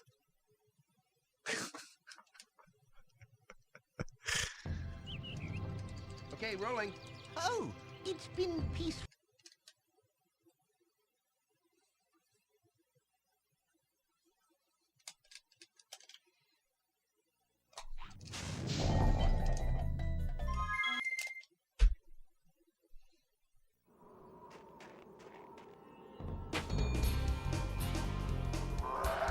Oh yeah, guys, we're gonna meet Spyro later this month, maybe.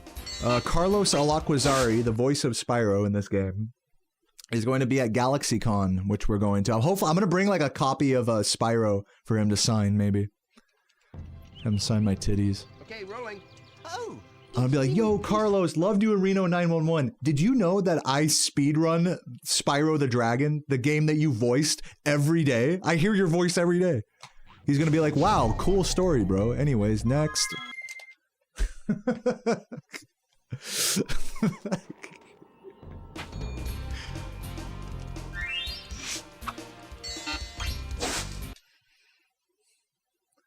up, Kirill? Yeah, there's definitely a strong speedrun community for this game, as you've heard me whining about. What's up, Jupe? Thank you for the good luck. Oh, it's been peaceful.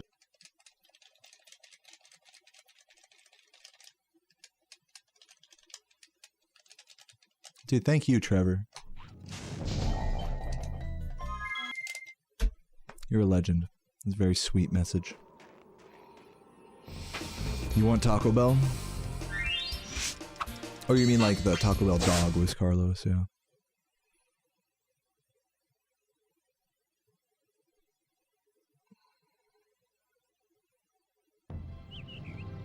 Okay, rolling. So let me pop this thing out here. Here in the 5 worlds, or is it 6? For a dragon's age. Messing with my now windows. Have 12,000 treasure, or is it 14,000? What about this Ganasty Gnork character? Now I understand he's found a magic spell to turn gems into warriors for his cause. I'll take that question. Nasty Nork is a simple creature. Okay. Simple.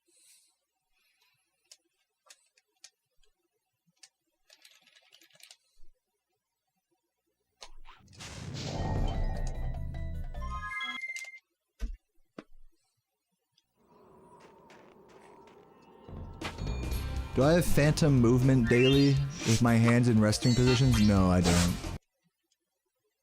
You went to get Taco Bell, you waited in line for 30 minutes. Dude, that's so fucked up. How are they Okay, rolling. Oh, you'd think that like a worker would come out and be like, hey, you know, like, you're past the cutoff, you know, like they'd just come out like while you're in line instead of waiting for you to get up to the speaker. Man, that's so sad. Of course, that's asking a fast food minimum wage worker to like do more than the bare minimum. So like, understandably, you know, it is what it is. I wouldn't, you know, all credit to them. Like, I wouldn't go out of my way. I'd say, fuck off, whoever's in line. It's 8:01, bye. Find the balloonist. He'll transport you to the next world.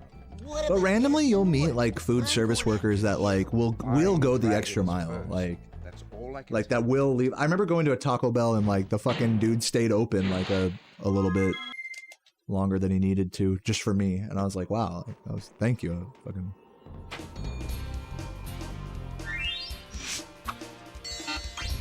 I always hate being that guy, by the way, that like is the last person ordering food somewhere. You know, the workers are just giving you the stink eye. Okay, rolling. What do I think about Legend of Spyro speedruns?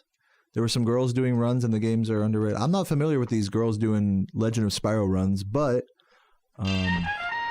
cool game, I guess. Good luck on the runs today. This might work. Blitzball, thank you for the $5 and the good luck. Love you, man.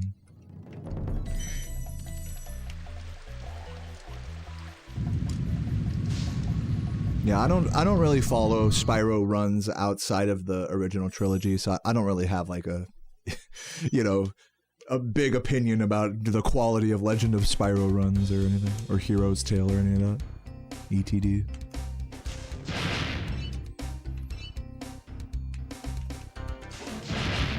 How drunk do you have to be to eat a taco? I think you can enjoy Taco Bell sober.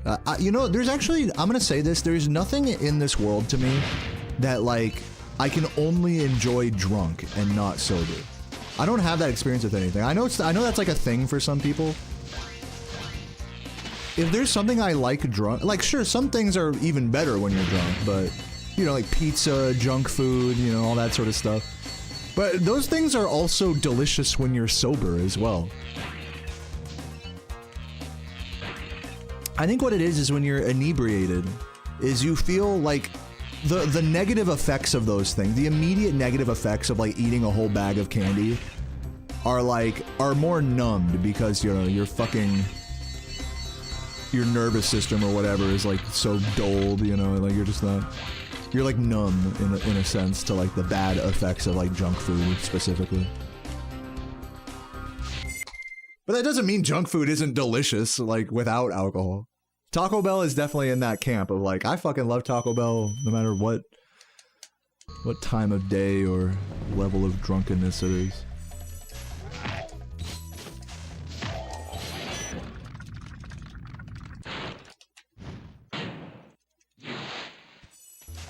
You thought I followed Reignited trilogy? You would think that if you just watched my Reignited videos. But I actually do not keep up with that game very well at all.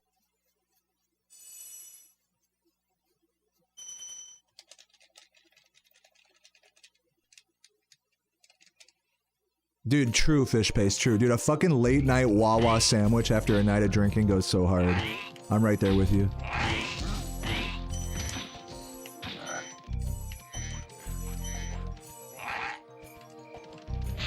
Put some pickle chips on there. I mean, like potato chips with the pickle flavor. Oof.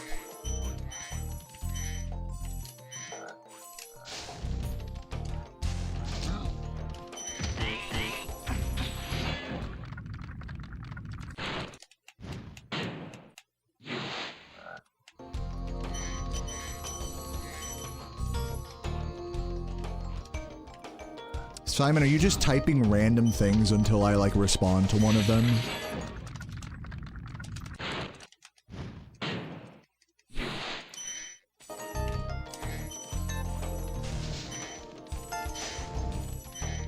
Yeah, I'm getting some bot vibes from you here, Simon.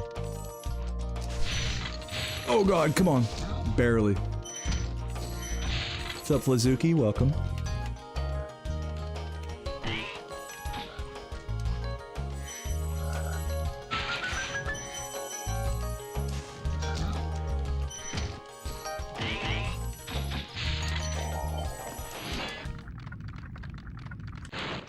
As far as I know, immovable, no. Spyro 4 is not a real thing.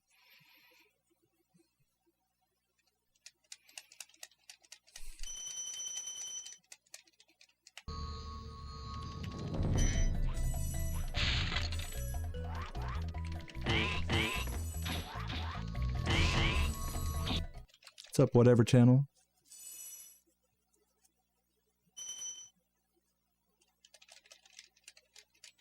You think Tabasco is too vinegary? I think there's a time and place for Tabasco. I think there are certain foods that Tabasco works on better than any other hot sauce. And that's just my truth.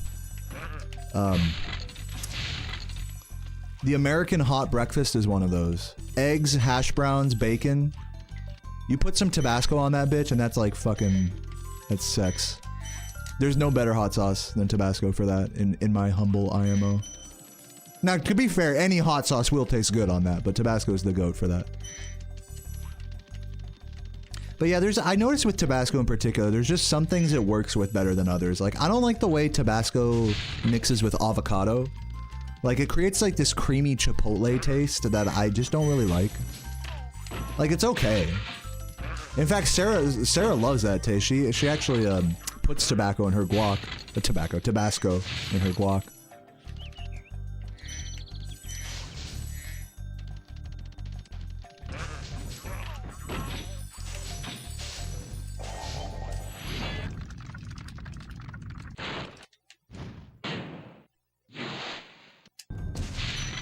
Frank's Red Hot, I feel the same way about just Frank's Red Hot as I do about, like, Cholula. Not saying they're the same, but I'm saying they have a similar, property of completely overriding the taste of whatever it's on. Like, I think ideally hot sauce, like, hot sauce adds to the taste of something. It doesn't just completely take over. And when you put Frank's Red Hot on something, that's just all it tastes like, is just Frank's Red Hot.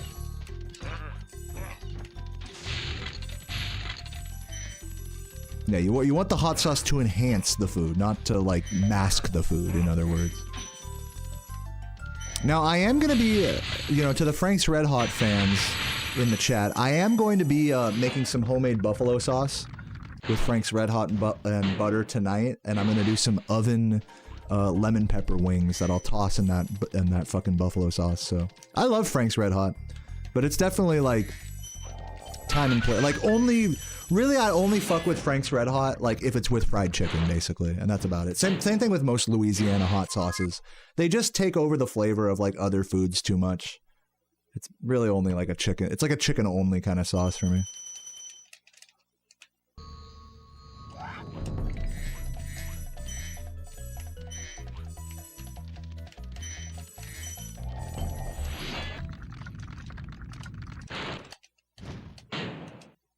Thank you, Ito.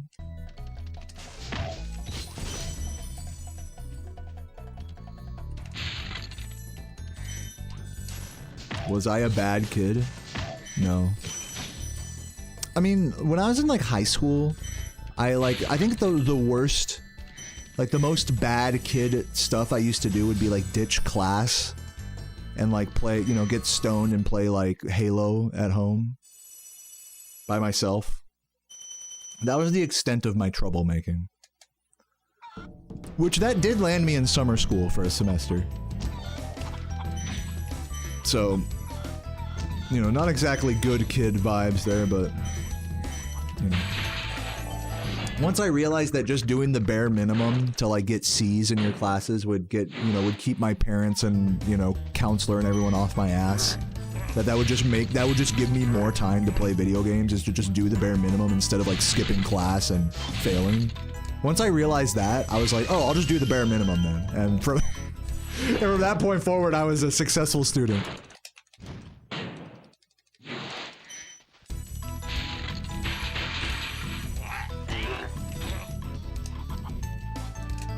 Oh.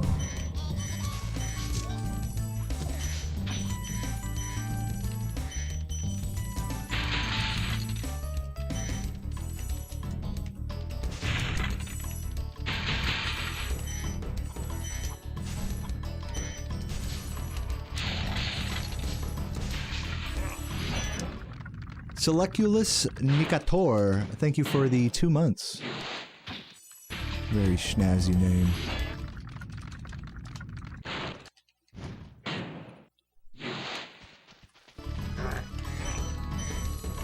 The bare minimum for your parents was a 3.5. For me, it was like a 3.0. My parents were like realistic in that sense.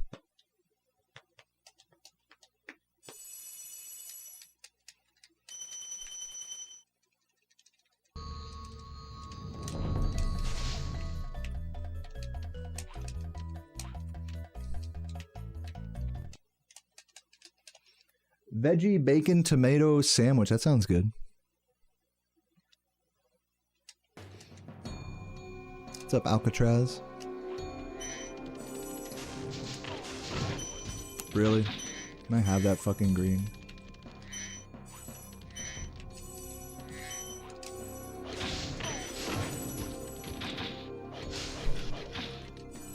Hello?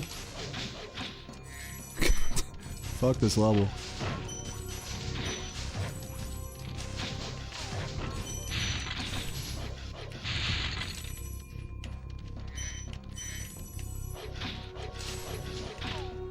It's the only thing I don't like about that strat is when you're just barely not close enough for the dog to acknowledge you.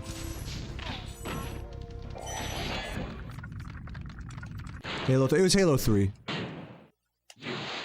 I played a lot in my time ditching class in high school. I played a lot of, keep in mind, this was like 2012. So I played a lot of Halo 3. I played a lot of Skyrim, because Skyrim was like brand new at the time, ish. Played a shit ton of Skyrim. Morrowind. I did a lot of surfing in Counter-Strike Source. I was never very good at it. Do I play new games now? No, not really.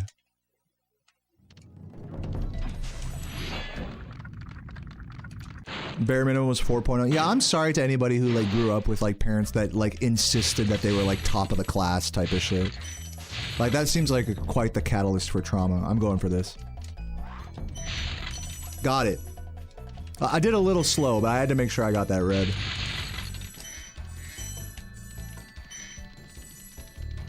That was for you, Days. That was for you. I'm growing up. They grow up so fast. Yeah, not quite a gold. I kind of hesitated there. But yeah, pretty good. 1 second? Barely a 1 second time save. So worth the hours of effort. So worth it. Low key it is, though. It is.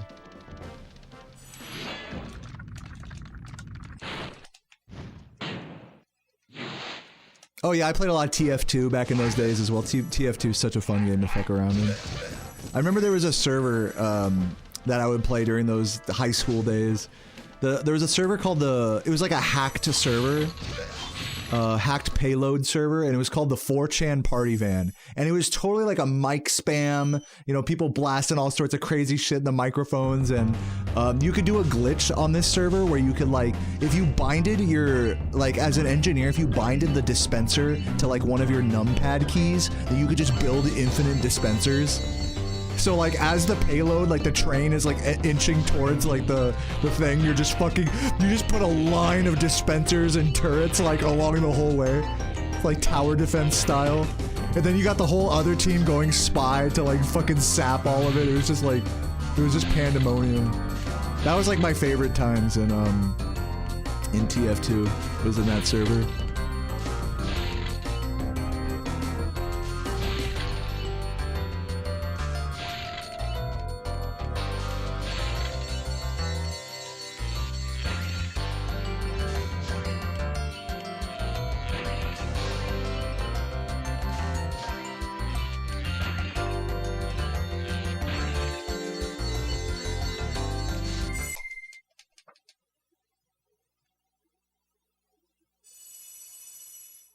What's up, Squilliam?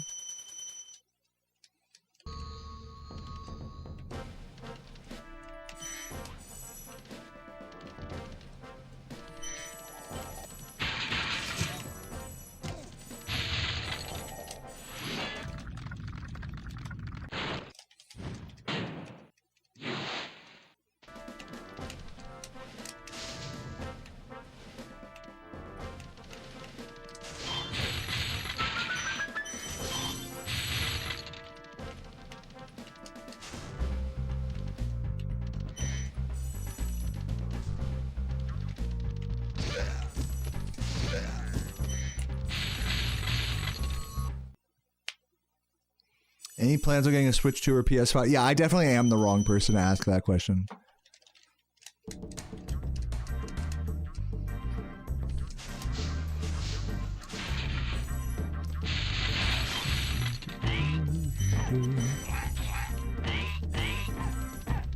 But welcome, Dylan. Good to see you.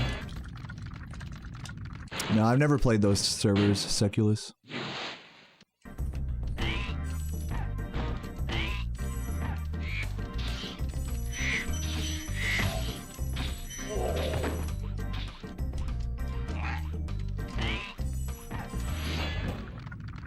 What's my goal for the next world record? My goal is just anything, literally anything.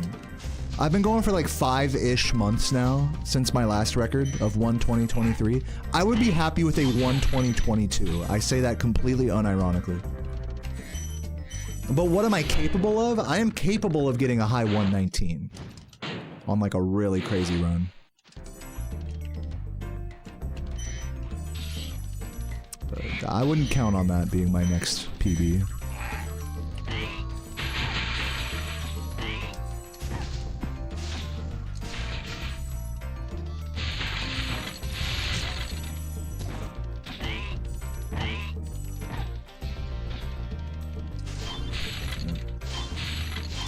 quite go wide enough there. Oh, come on. Bonk City.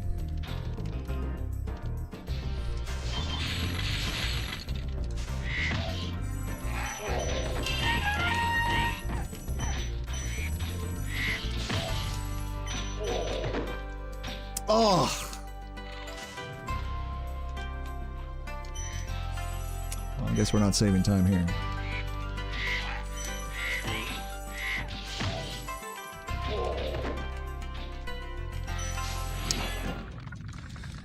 Thank you, Luke, for the YouTube membership. Legend, Luke. Welcome to Spyro Gaming Legend.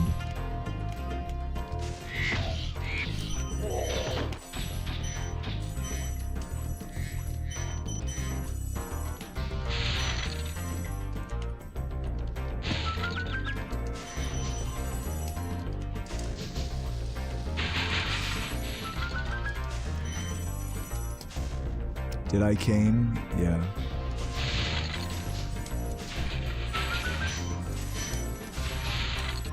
I done came. Oh, still saved a second. I'll take it. World record is trash. We take that.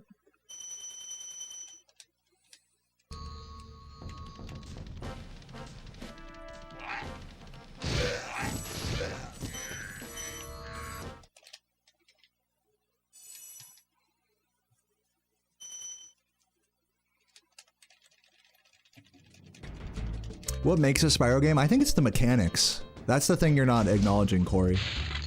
Like, yes, the art direction and the music and all of that, and like the vibes and the aesthetic are like huge, I think, in how people remember the original trilogy. But for me, what keeps me coming back is the actual like physics and game mechanics. Like optimizing movement is like, this is one of the best PS1 platformers to do that in.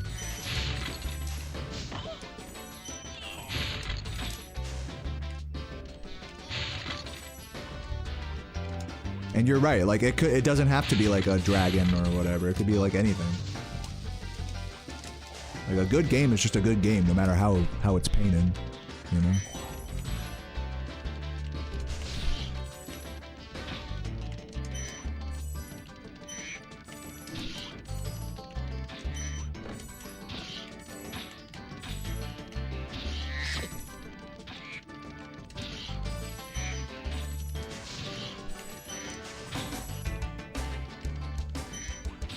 Pretty slow here. The hardest part of this run is usually, for me, Lofty Castle. Because it's basically a coin toss with the supercharge, whether I save or lose like 10 seconds, 10, 15 seconds.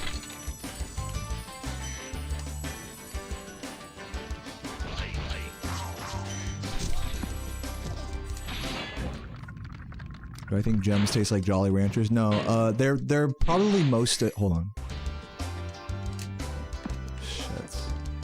That. They're probably most akin to Gushers.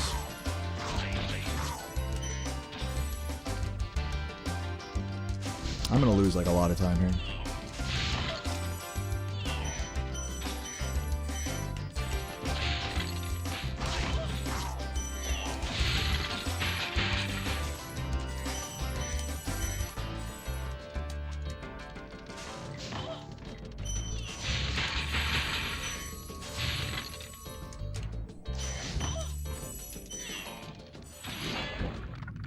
Zera is a Spyro. I mean, it was originally made as a Spyro, like unironically, like that's true. Like we don't even have to like make a comparison there. Like Zera was originally a Spyro game. So yeah, Zera is a Spyro game. They literally changed the mascot to not be Spyro due to a cease and desist. So yeah, Zera is as much of a Spyro game as a fan Spyro game can be.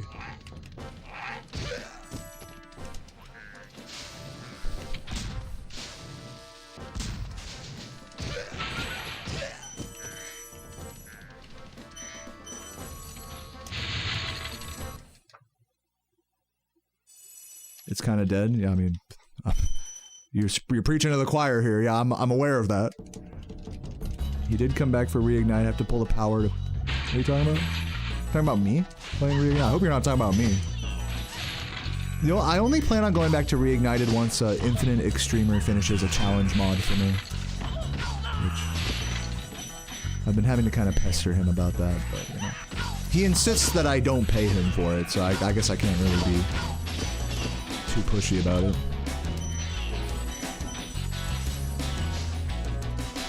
Talking about Copeland? Show.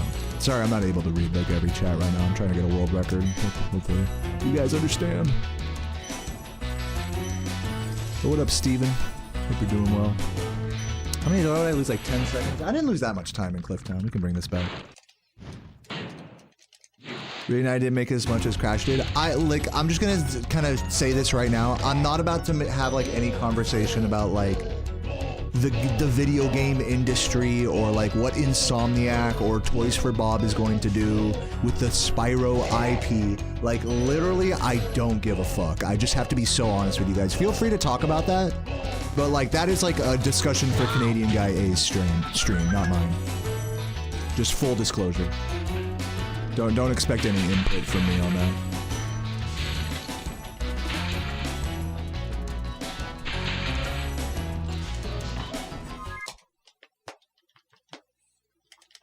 You have class in a few?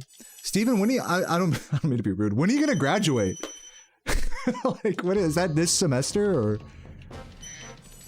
I feel like for the last like 10 years you've been telling me you gotta go to class. Like, that's just the meme now. This summer? Oh my god, well GG's to you. Hopefully by SG, if I can catch you at SGDQ, maybe. We can celebrate. I'll give you a beer, man. I'll give you a few shots to celebrate finally graduating. After telling me that you gotta go to class like maybe hundreds of times over the last however many years. It's like he finally did it. He finally graduated. Yeah, congrats. An early congrats to you, Steven.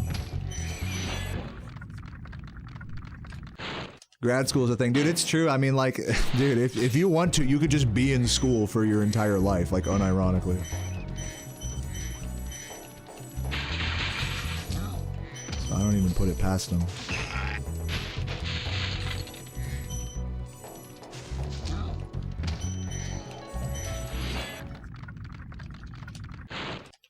You want to get an internship? Well, hey, dude, good luck to you either way. It's a win-win in my book. Please make it. Kind of stuttered there a little bit. We got the strat.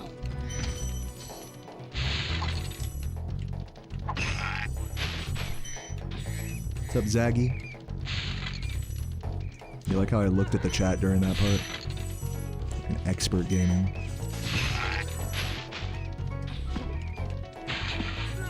Oh my... Give me the red! God! Oh, God, that hurts. I should just stop doing the jump charge on that guy. It makes the strat so much more squirrely.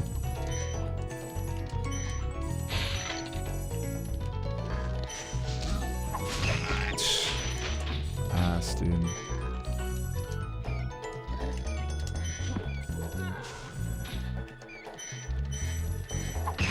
Turbo ass cavern.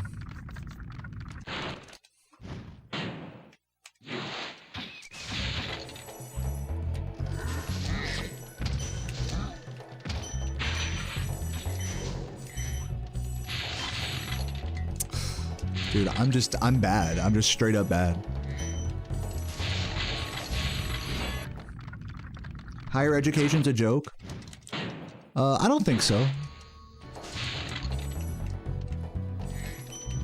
This is the problem, is higher education's a joke if you're putting all of your eggs into like, okay, I'm gonna go to college and get a job. You're a joke if that's your approach. That's not the college's fault. Like, it's literally, I don't think anything about college is like, this is the problem, it's society. This is like, it's a society problem. It's a society and high school and all this, like, educational system tries to get you to think in that mindset, like you need to go to college, you know, to get a job or to be successful or whatever. Can I fucking have anything, dude? I've missed so many gems here. But like, that's not on college. You know what I mean? That's not like college's fault for making you think that way.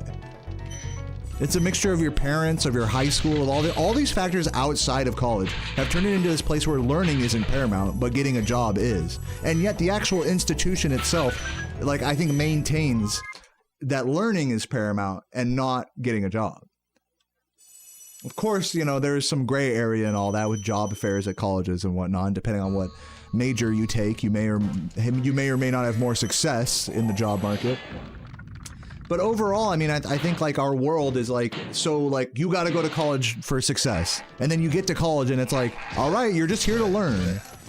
You know? And so it's like, if you just take off the fucking wool over your eyes and just be like, I just go to college to learn, it's a great experience.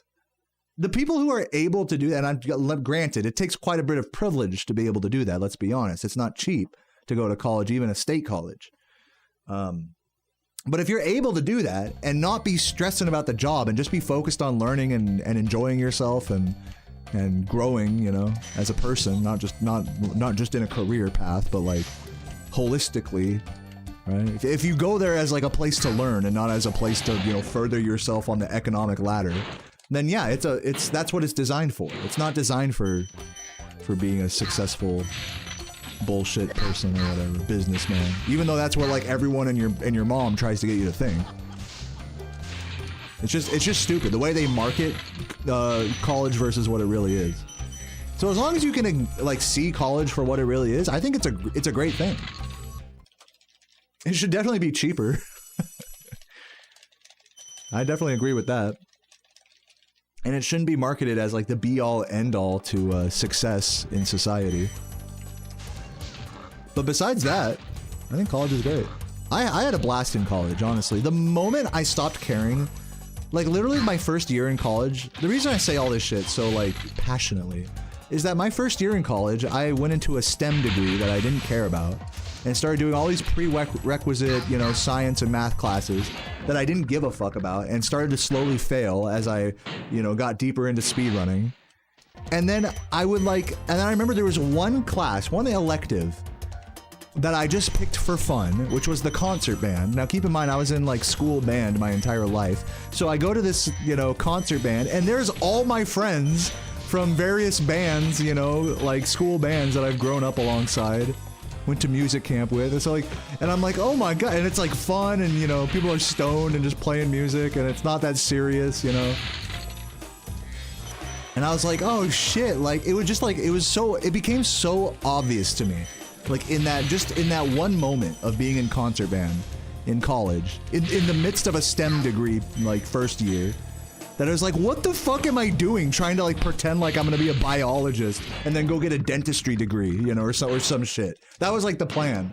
Like, I don't give a fuck about teeth. So the moment I put that like bullshit aside and was like, I'm just gonna do what I like in college, which was study music. Oh my God, college became easy for me at that point. College was fun at that point. Now granted, am I like as safe in the job market with a fucking arts degree as I would be with a STEM degree? No. But that's not like why, my point is that's not why you get a degree. And the fact that so many people think that that's like, you need to get a degree for economic reasons, that's the sad part about it, is it just puts so many people into like a study that they hate, something that they struggle in. It puts people into an identity crisis. When really college should be a time where you're finding your identity, you're searching, and it's okay to switch majors, you know? But it's like, it seems like, you know, that system is like constantly being fought against by the environment that it's in. It's very back-asswards.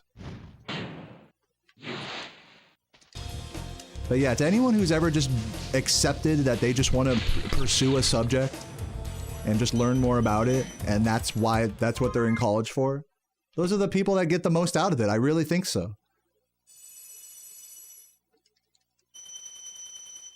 Fuck a job. Fuck getting a job from college. You want a job, go to a trade school, you know? Like,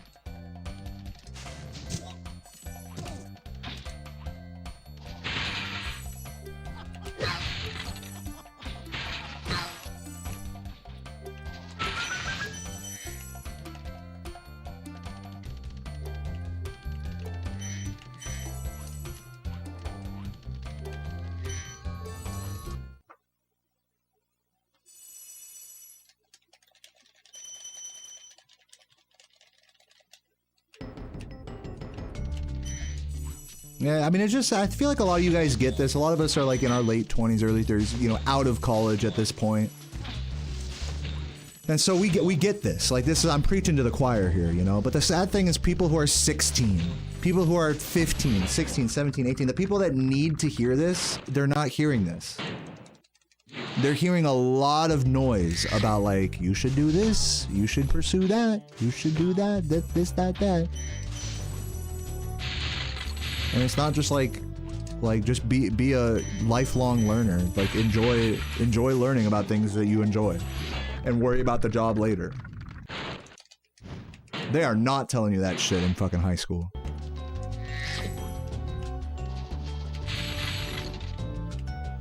And so now we have a society full of people that are like, oh my god, college was a waste of money, now I'm in student loan debt. And all this shit because I thought I'd get a job, and that shit will hang over your head for your whole life. You know, it's just sad. And I don't even have barely a good enough job to show for it. You know, it's like as if that was the whole like purpose of it.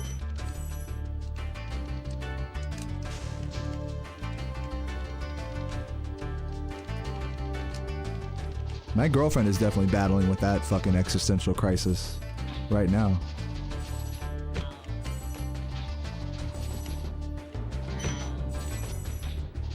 Because I'm sure many people in this stream are, you know, my heart goes out to you. It's hardly your fault, you know, when you've been told by so many people throughout your life that it has to be that way.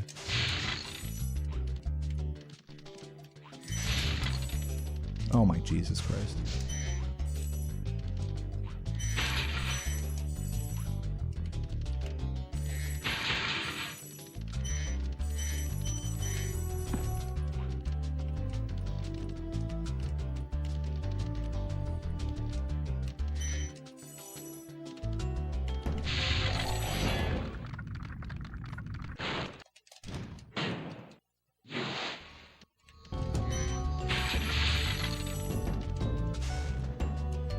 You learned a lot more about life in college than you did job-related stuff. Yeah.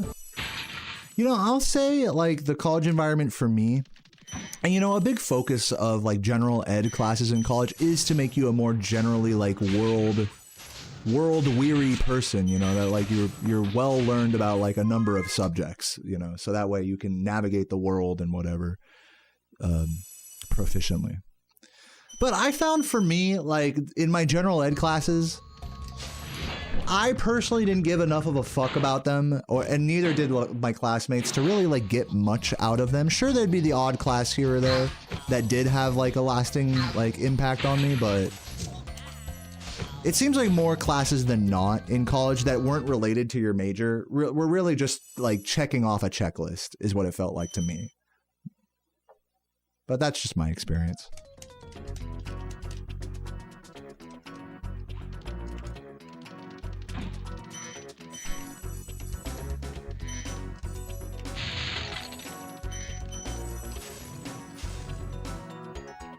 But yeah, it's not to say that like GEs or, you know, general ed classes are bad, you know.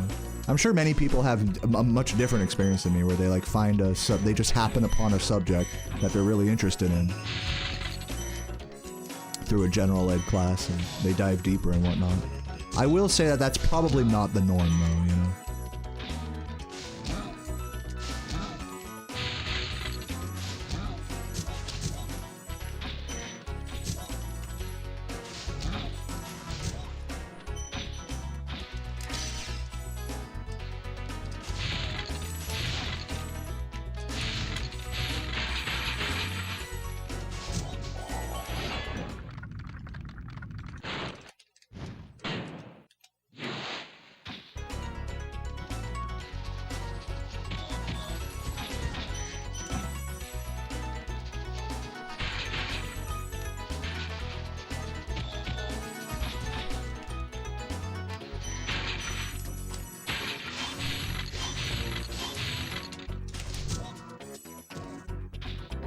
You were built for a pre-capitalist society. I think for what I do with streaming and all that, I think my lifestyle and career path works really well in like a post-capitalist world, actually. I feel like in our world, Like, people yearn for, like, you know, content that isn't fake. People are, like, willing to give, like, $5 to someone to support, like, a content, like, goal, if it's something that they like. Something, you know, a lot of you guys just turn on this stream and just in the background and stuff, and the occasional dollar or sub here or there, like, that keeps me going in a big way. And I feel like such a thing doesn't really exist in, like, a...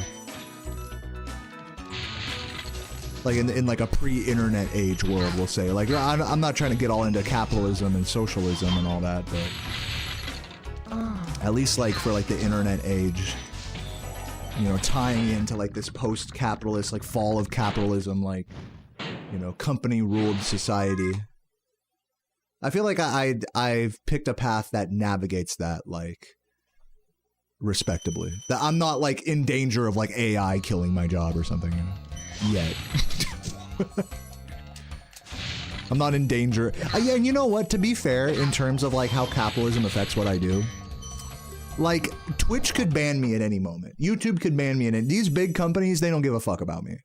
You know, so, and if they want to take away my ad revenue, they could do it. So to that end, I'm sort of a slave to capitalism as much as I benefit from it. So it's definitely not perfect. I'm playing a game with you in the background.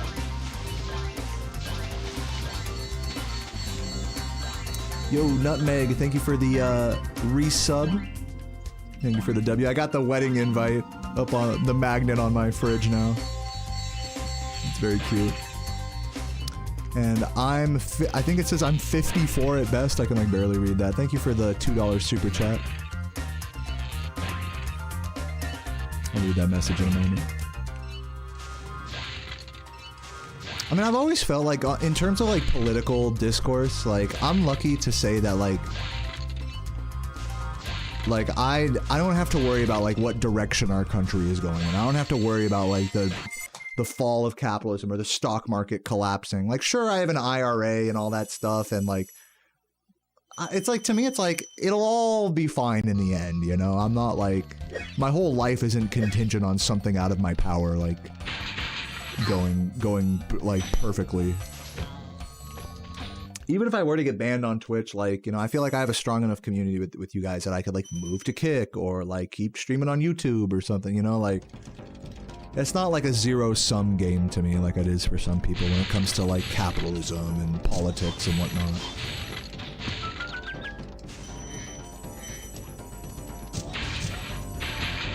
But I'm lucky to say that. Oh god.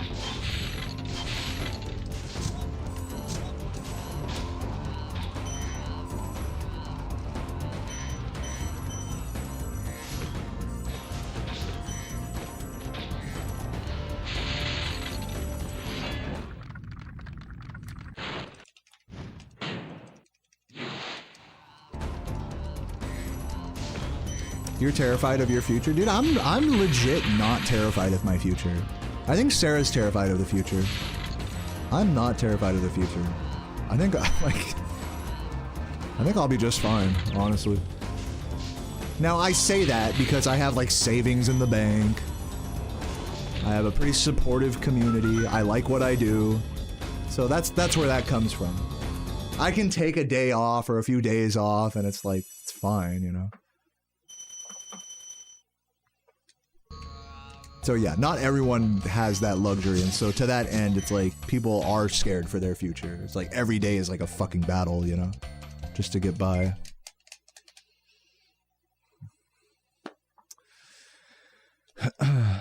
I'm 54 at best says, yes, I'm playing a game with you in the background. Nice. I called it. In the background. I like being in the background. It's a vibe. It's nice over here on the third monitor.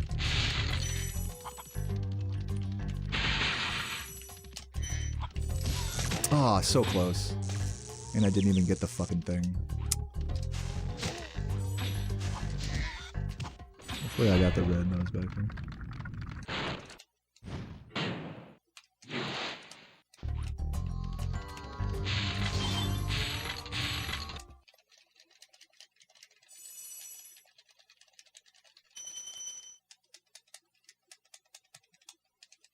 You live in Tornado Alley? Yeah, dude. You know, actually, my family's place in Missouri is right on Tornado Alley. Luckily, it's like in like kind of the hilly lake area, so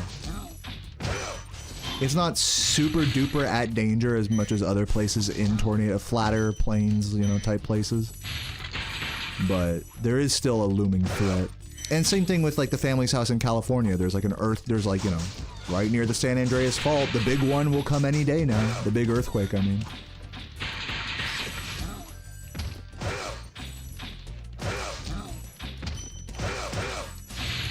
Not to mention, flash flooding is like a real thing where I'm from in Long Beach.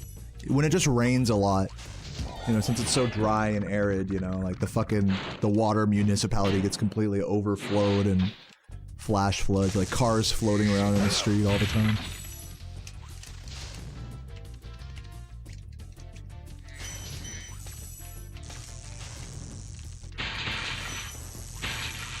We've actually been getting a lot of tornado warnings out here in Virginia, but nothing that's like really affected us in a major way. Just the occasional like little Amber Alert thing on the phone. And then Sarah will like freak out for a minute and like move Cheddar into the bathtub. and then after like 10 minutes we're like, alright, I think we're fine.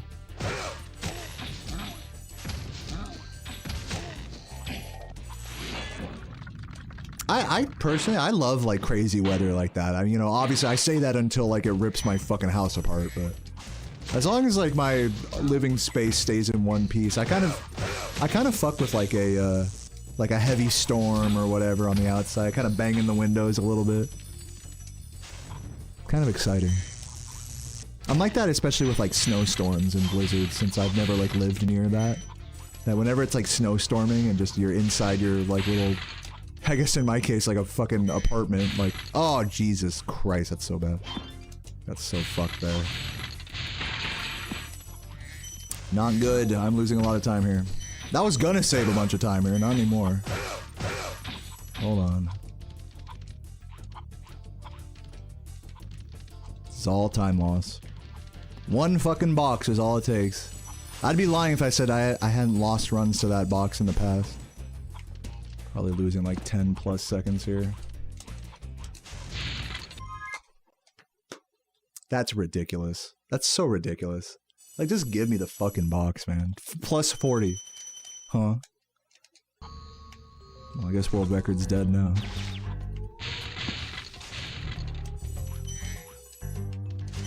But I continue.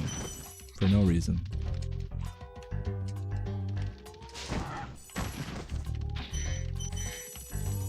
Yeah, that's like, I could miss any other box in the whole level, it wouldn't have been that bad. This game has a way of finding the worst possible time losses. What does Sarah do? She's in PR. I don't want to like be too detailed about it out of respect to her privacy.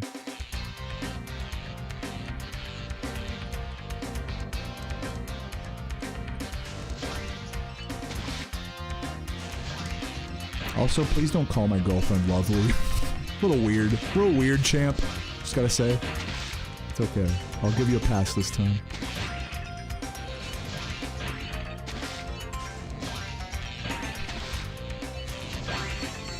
Like, unless you're homies with her, you can't be calling her shit like that, you know?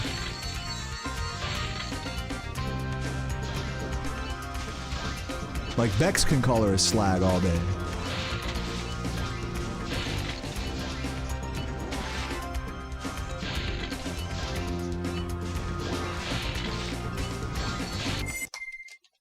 You can call me lovely. You can call me whatever you want. I don't give a shit.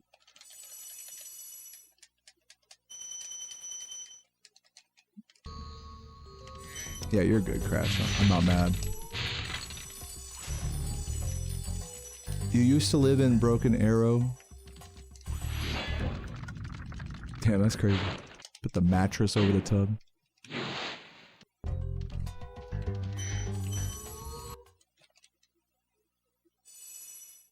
What's up, Vold? Good day to you as well.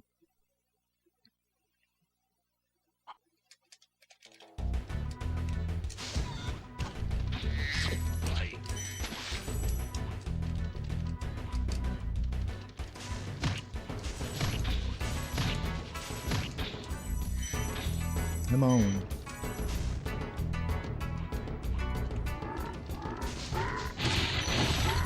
Did I miss a gem? How did I miss a gem there?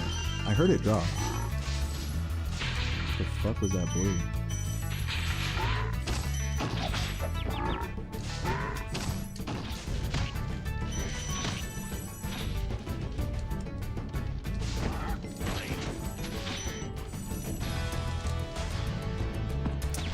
Dude, this is just tragic right now.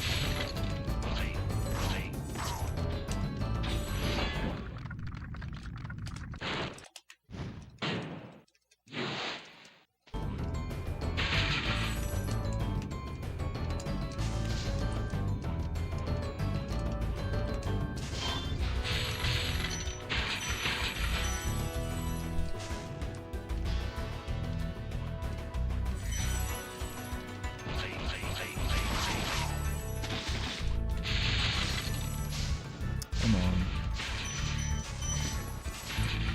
Oh my god, I have to do this. Oh!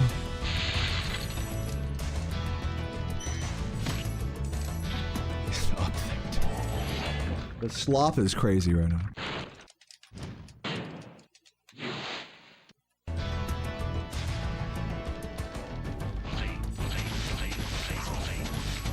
Oh my, what the fuck was even that jump?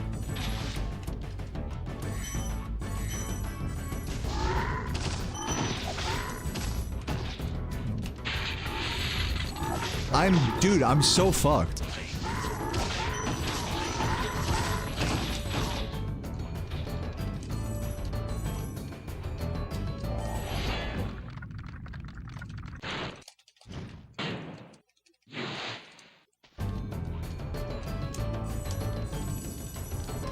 That was a textbook ass fucking bog right there.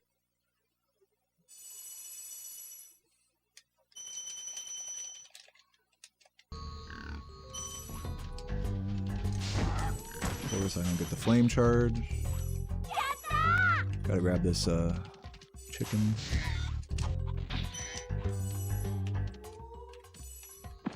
Classic that fucking bonk. Kale, thank you for the 100 bits. Thank you for wishing me ribs. I don't have any ribs right now, but I am thawing some lemon pepper wings that I'm gonna bake in the oven. Those are gonna be good. Do some homemade buffalo sauce to toss them in. Dip them in ranch. It'll be yummy.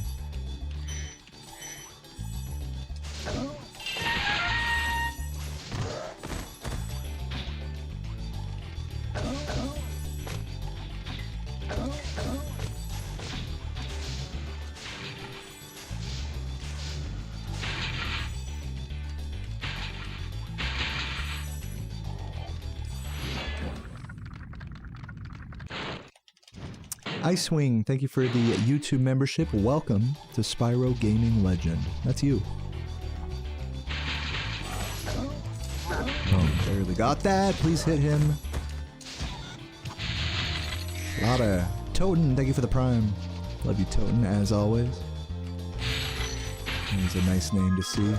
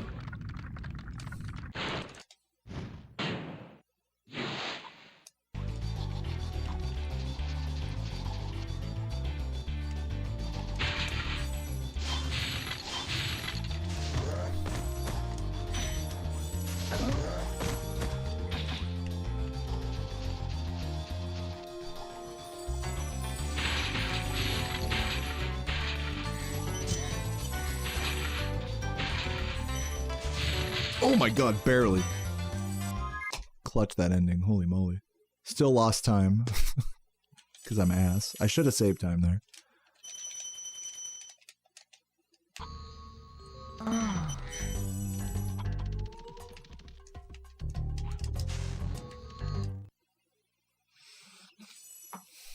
Yeah, thank you, Fierce Beers, for the 6 months. Purple Dragon Gang, can I get some purple emotes in the chat for Fierce Beers?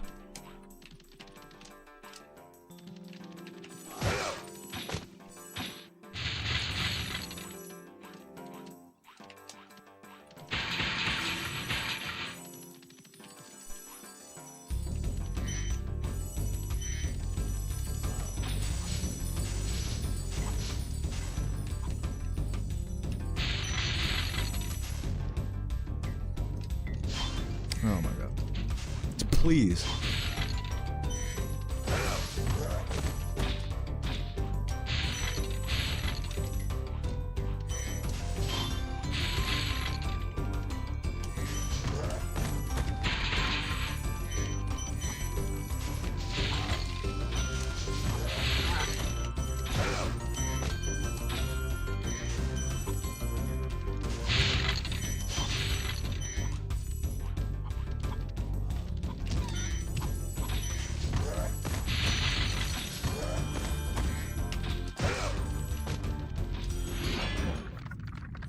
Yo, Marathon, thank you for the good luck. Welcome.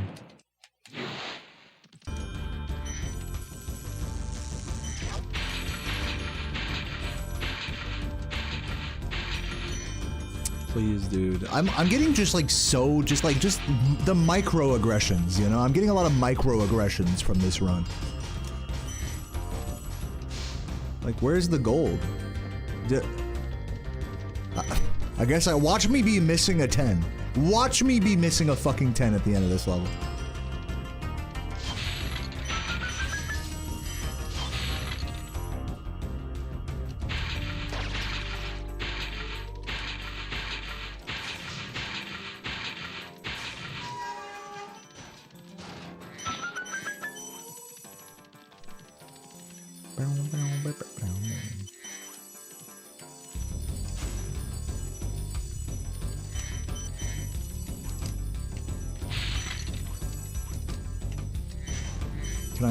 Can I just, you know what I mean? It's like, how many times can I say, can I have it, you know? Before I start sounding like a fucking broken record. At least we got the gold, thank goodness. Good lord. That was painful.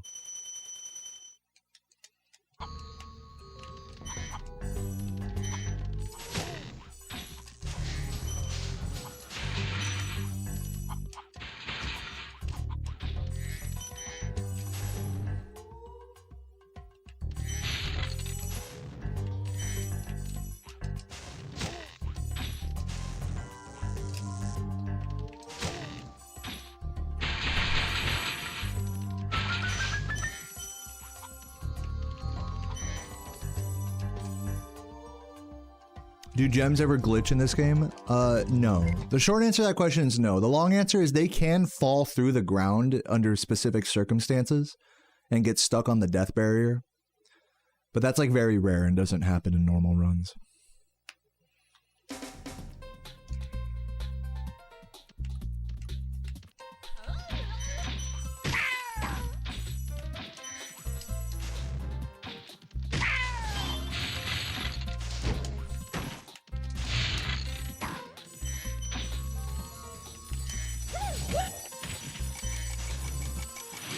They do glitch in Spyro. Yeah, there's a lot of gem dupes you can do in Spyro 3.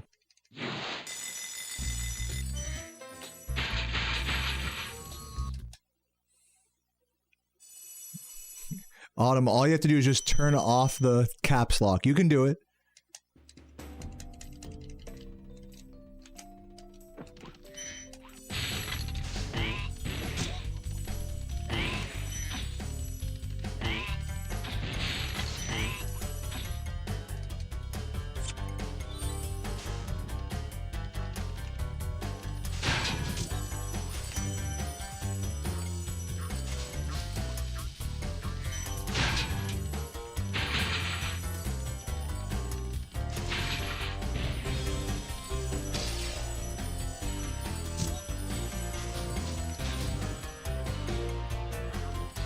Barely got that.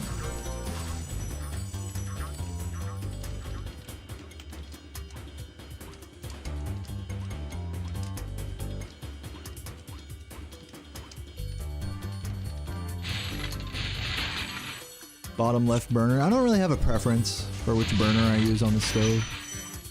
Just depends what I'm doing.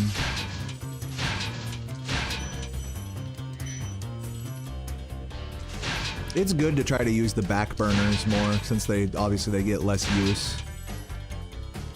But you know, I've noticed just because a burner is smaller doesn't mean that the flame is like less intense. I've noticed like for heating up tortillas over the flame, like actually the back burners give it more of like a char because they're like smaller and like more centralized in the flame, if that makes sense.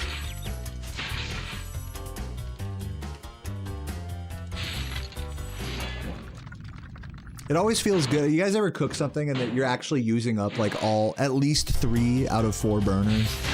It's like, yeah, I'm master chef over here. And you proceed to burn everything.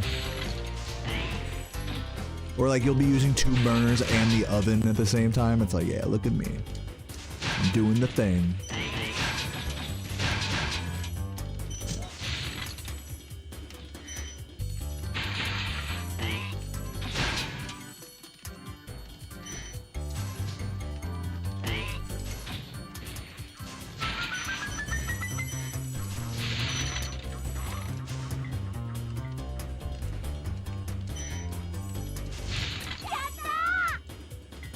Yo, Maverick, thank you for the prime.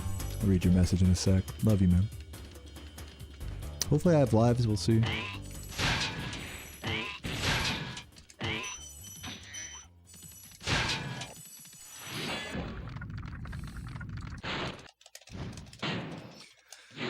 Love the Harry Potter gameplay on YouTube. Thanks for checking that out, man. And thanks for the good luck.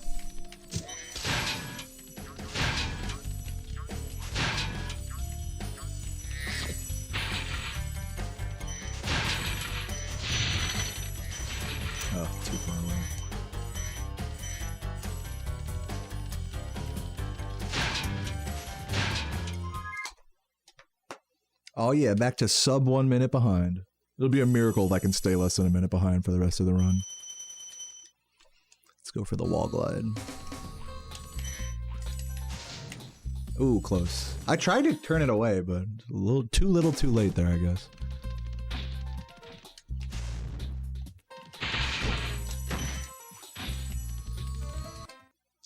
Flipendo.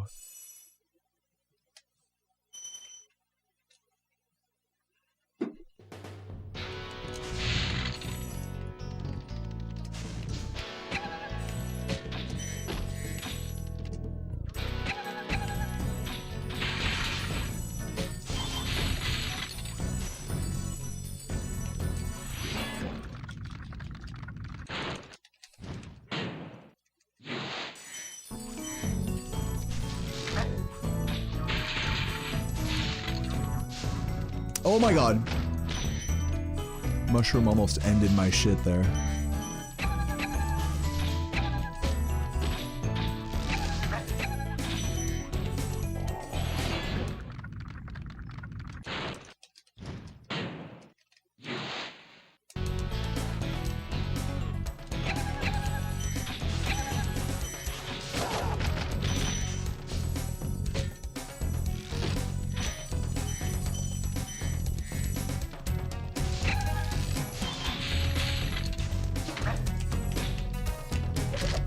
Really? It missed them both? I thought for sure that was gonna work.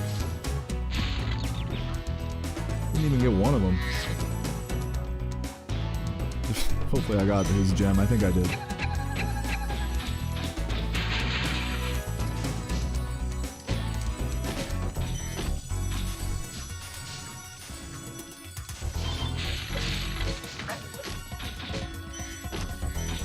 Dude, get out of the way, man. They like perfectly body blocked the gem. That's insane. They couldn't have been in a worse position there. They're just like, we're gonna stop right here where we can block the gem. Thanks. What's up, Jamie?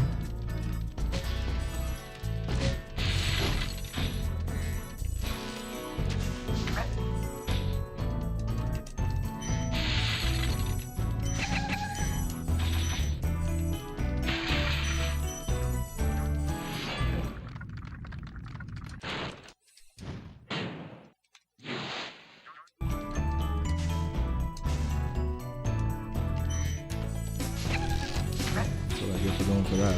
Go for this. Okay. Failures all around. Let's just play it safe now. Can I? Oh my god, I can't hit shit, dude. Ass room there.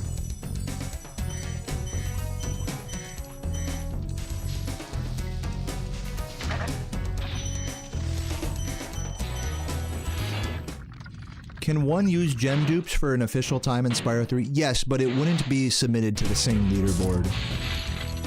It's a different category if you use dupes. Nowadays. Since there's so many now.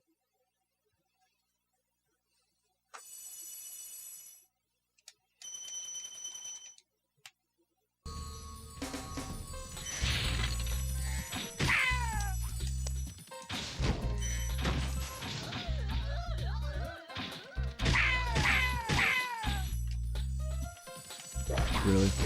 I have it. Just get... Man, this game doesn't want me to do anything. Just get in there.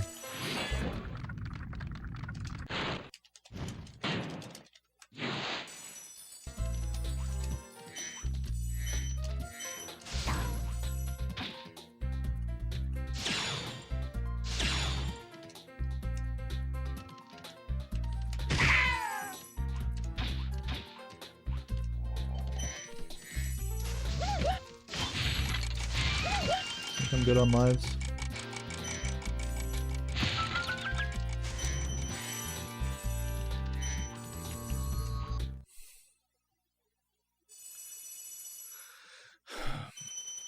Spyro has smaller wings in the first game.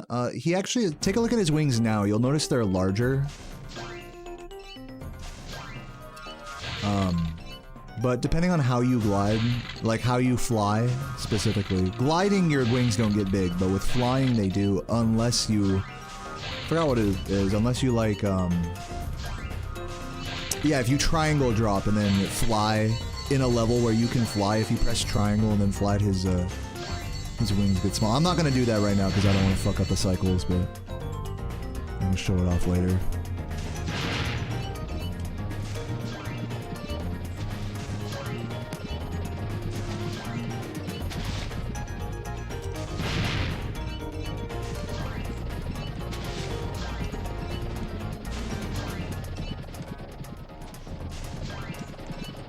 See, like, look. Oh, I can't even do it. Just kidding. You can do it in loot. You can triangle drop and then glide again. And then Spyro's wings will be this size when he's flying, instead of the bigger. Big. Can I have any of them? Dude, wow. That was like the... Like these, like, I don't know what it is. This run is like so cursed. All of the mushrooms are giving me like the worst possible fucking situation. It's crazy. Ugh. Let's see how lofty goes. I mean, I'm not confident this level is gonna go well. But maybe it will, who knows.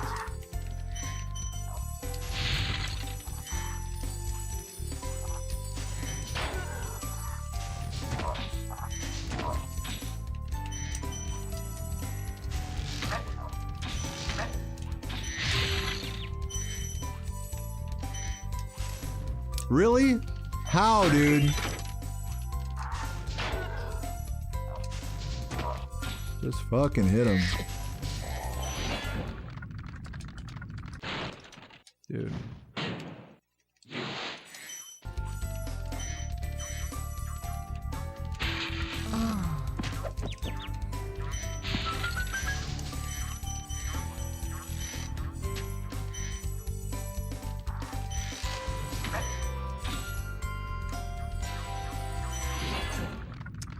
Thank you, Hypermato, for the 18 months. 1 year. Keep doing what you're doing. I'm pretty sure 18 months is more than a year, but I do appreciate that either way. I love you, Hyper. Maybe it's on the 1 year streak, is what you meant by that. No, it's 7 months. You know, your work, I'll give it to you. Thank you for 1 year. Appreciate it, Hyper.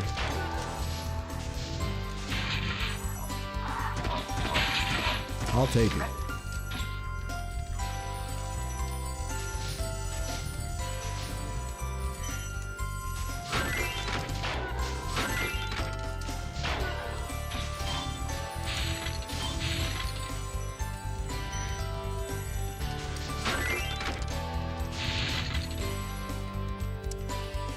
What was the sub alert? Smoked a bowl? No, you're good. Giving me a chuckle with that. Alright, let's see if we can get this charge.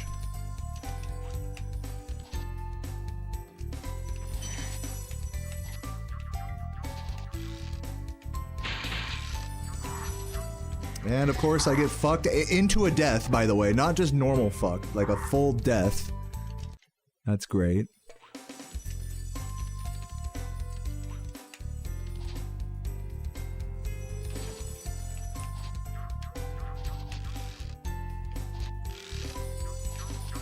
There we go.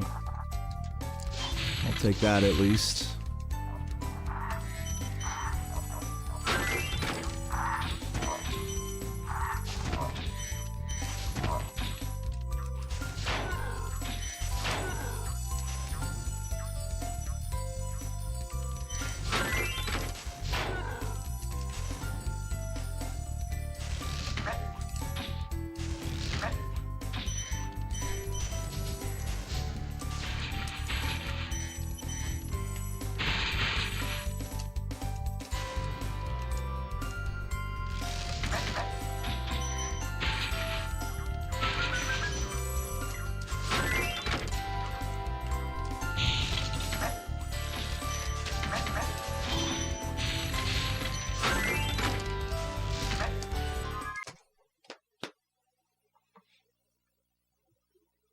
Cool little 20, what is that, 27, 28 second time loss? That was fun.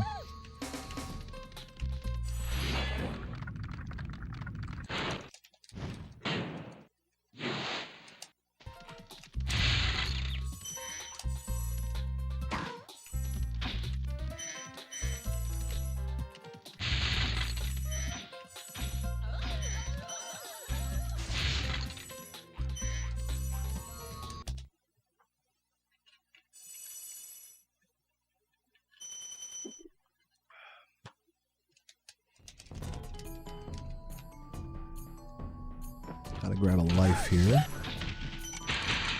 Life fuck in the chat, don't let me forget.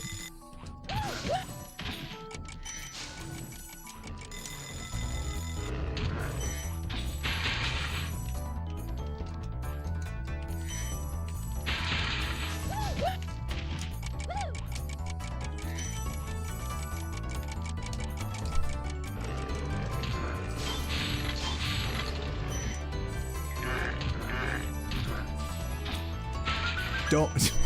You see this fucking mushroom? Like, bro, get out of the way until I grab the gems, please. Thank you, you know? Every mushroom in this whole Dreamweavers has been like that. Like, the worst possible RNG.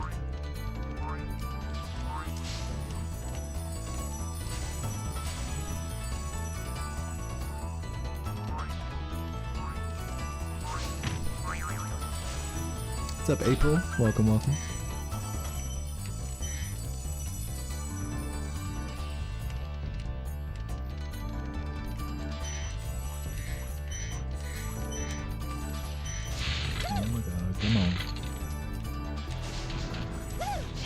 Oh my god, come on. Oh my god, come on. Oh my god, come on. Please grab these, thank you. Did I grab the blue? I think I did. Looks sus though.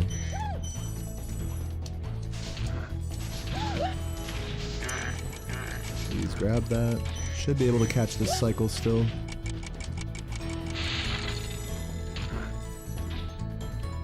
There we go. Life fuck.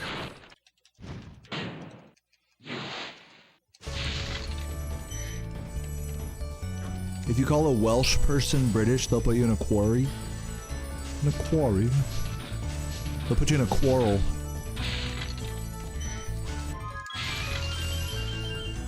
What's the name of the country that Welsh people are from? Is it just the UK?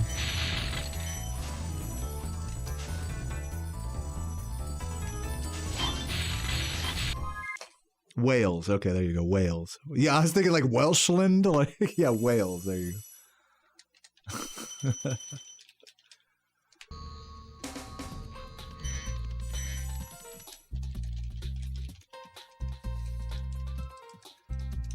What's up, Ash? Thank you for the good luck.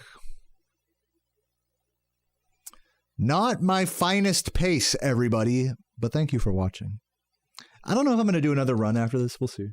See where my heart is.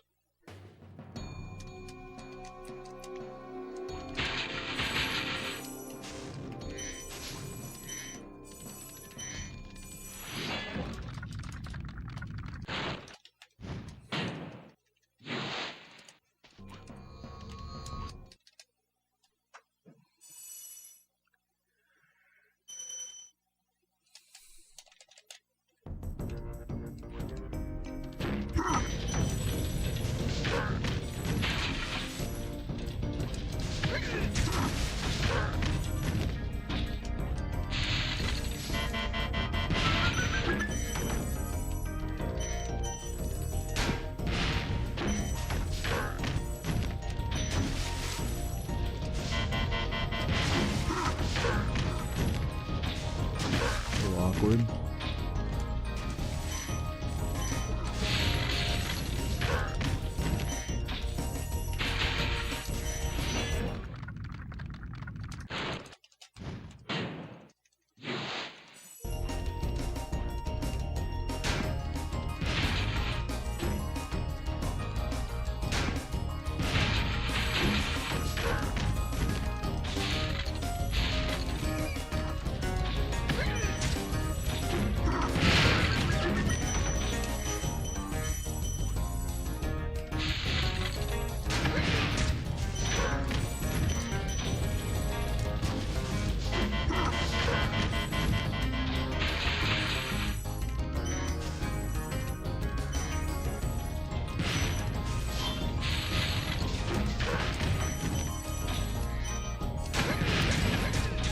Not quite fast enough.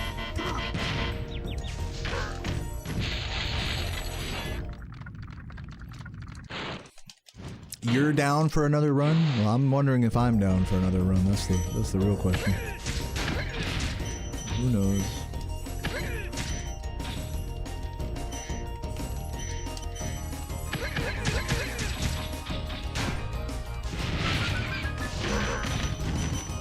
Let's see if I can get this strat in the key room here again.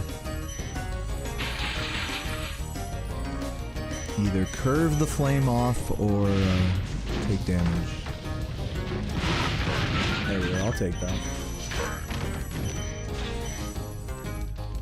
Ideally, I'd like to do that without taking damage, of course. Whatever.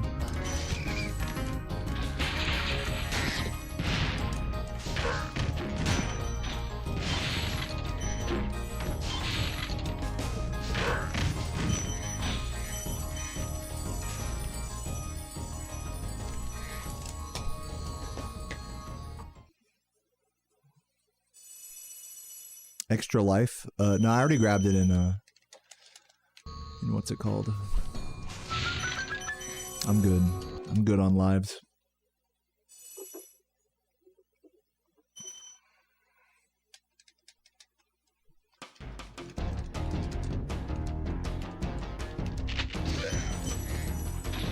Hopefully I got all those rails.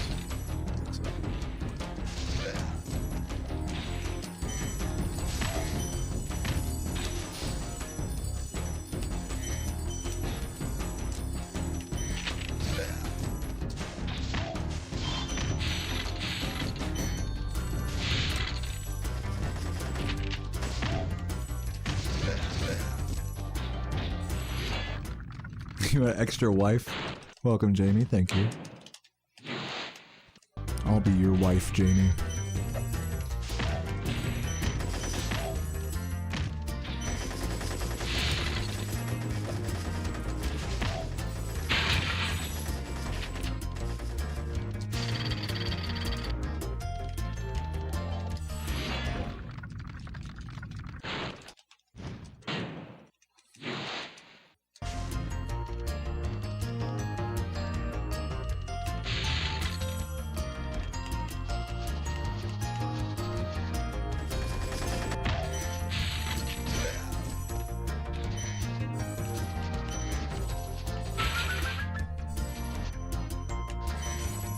That might have gotten them all, we'll see. Kind of doubt it, but we'll see. Drop down here. It's cool.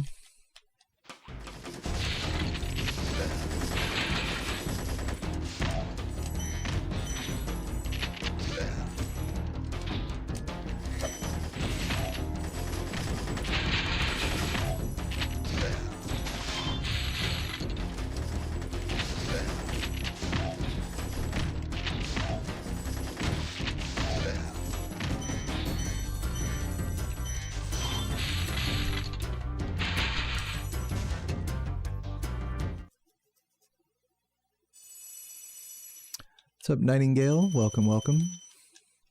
I'm glad to have you here. Your first stream. What an honor. I mean, for me, I'm honored. You should be honored. You're lucky. You're lucky you're alive here already. Somebody shoot him. No, I'm just kidding. I'm kidding. Enjoy the stream. The rest of this run. Yeah, I was saying, I'm not sure if I'm going to do another run here or not. I did kind of have like kind of a long warm-up today, so it'll be like post 3 hour mark. And also I'm just kind of playing, I'm playing decent, like, I could do another, I don't know. We'll see. I might go offline after this though, TBH. Just chill.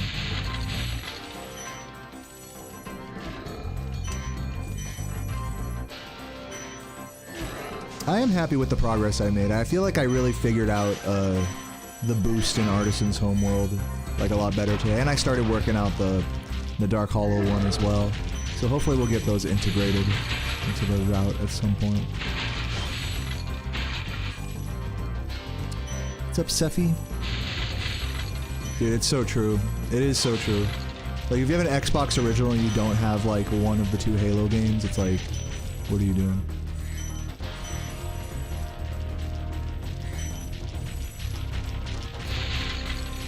That's like owning a computer and not having a folder full of pictures of DV8's mom in them. You know, it's like, what are you doing, man? Are you even using the computer to its full extent right now?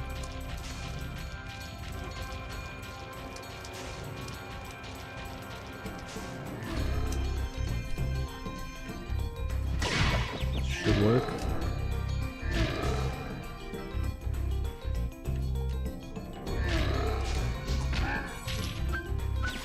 Toast, boy. 16 terabytes. Do they make 16 terabyte drives? I feel like they got to, right? You gotta put those feet pics somewhere.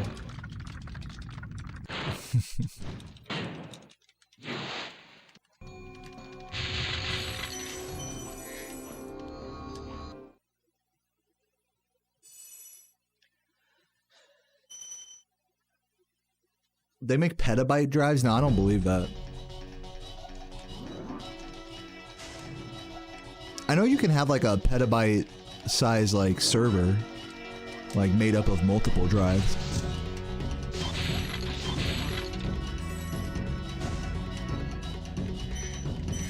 I only know that because Linus Tech Tips did it.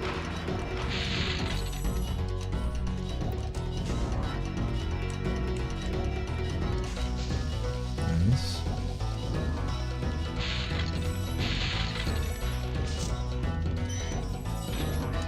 Oh my, hello?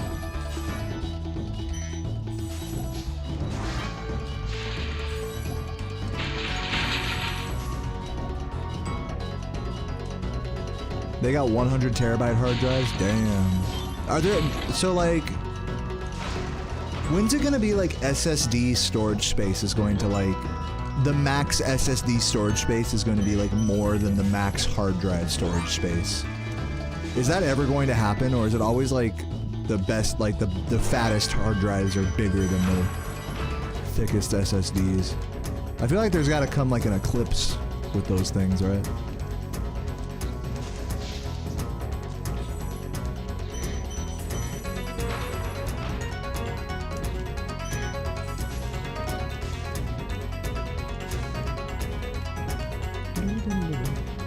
Goyle's got the spirit.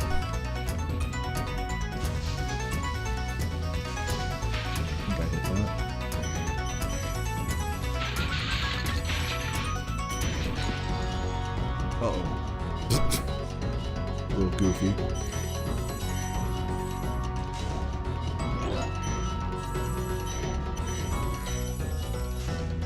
I gotta remember not to...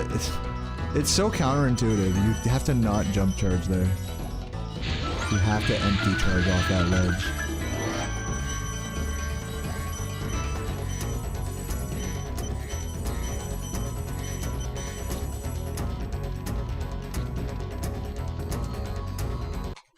GG, 122. Spyro the Dragon, you've defeated. Oh, really? The biggest Ganassi SSDs are already bigger than hard drives? Wow, I didn't know that. But not at like the consumer level yet, you're saying? I feel fired up, Bob. And I'm happy for the Dragon World, of course. I certainly wouldn't want Storage space will continue to get bigger while the physical drives get smaller, and he had data to back it up. He was so excited. Never mind. I'm sure he was excited. You know what they say? For every good battle, you need a good Dude, my dad was a computer lab guy, like a computer lab technician, right at the turn of the 2000s, which means he was installing iMacs and setting up like Mac servers, like for elementary schools, like right when that shit was like peak. Like, you guys remember going to like the computer lab when you were a kid? They had like all the iMacs everywhere. That's what my dad did. He literally was like a computer lab. He was the computer lab guy like at the perfect time. Now it's all just shitty Chromebooks and fucking tablets and stuff that they wheel into the classrooms. A lot more dystopian.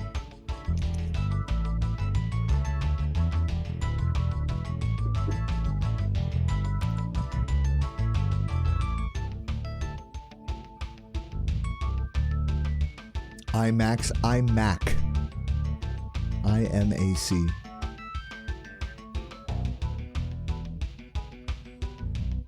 ICUP. You using a Chrome? Dude, I tried to get a Chromebook just to see if I could like record gameplay on it, like on an emulator, and the short answer is no. The long answer is it's technically possible if you enable what's it called? If you enable Linux on it and then like do a bunch of crazy backdoor bullshit, and then it like it's like 50-50 whether it'll work or not.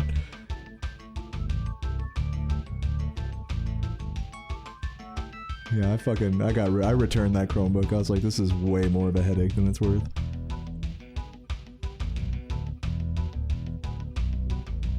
Yeah, if you're trying to use a Chromebook for anything other than like basic like office suite type stuff, basic internet browsing, basic, you know, if it's anything other than something that your grandma would do, then you can just get a, yeah, you can't, the Chromebook's gonna fucking kill you.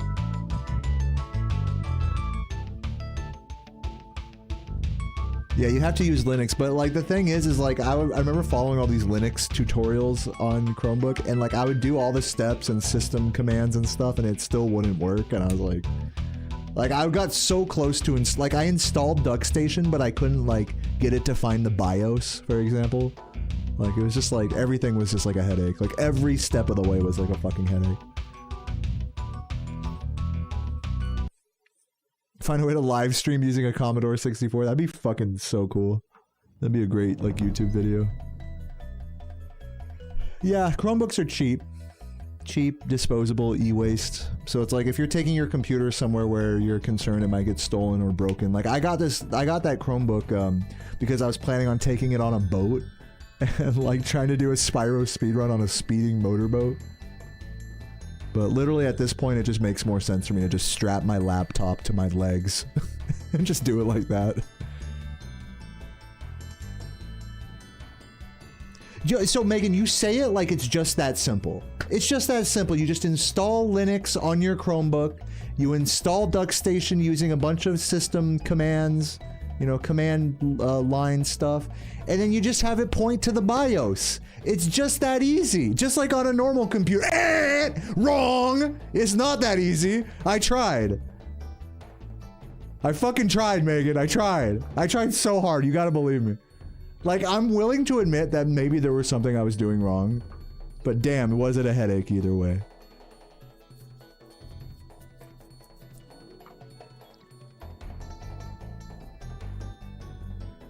Yeah, we were talking about Chromebooks.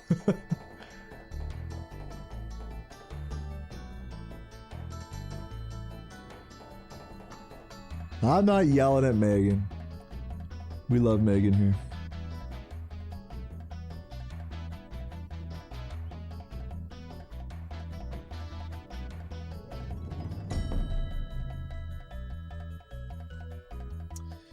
Dude, I don't want to do another run. I will show you guys this though before I go offline. Yeah, I do have. We actually did get another like cheap ass fucking computer. I could try installing an emulator on. See how that works. It'd be kind of a funny concept for a video. It's like I'm playing the game and I'm just tired. I just fucking throw the computer against the ground. Do a run and just smash the whole computer. You're in on hockey? Let's go. Go Birds. I didn't know Birds played hockey. Let's go to Nasty's world.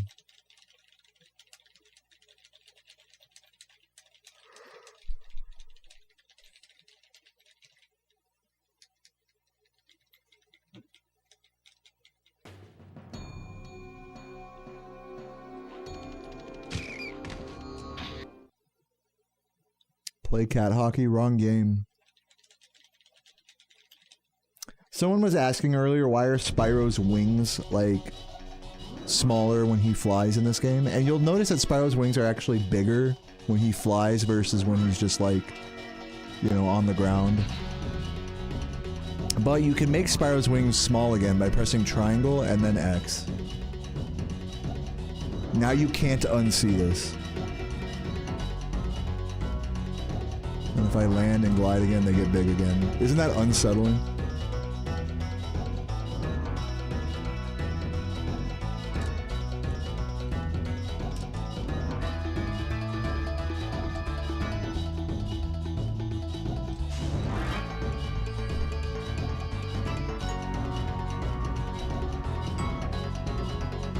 Damn, a 30 terabyte SSD is $4,000. That's a fucking ripoff.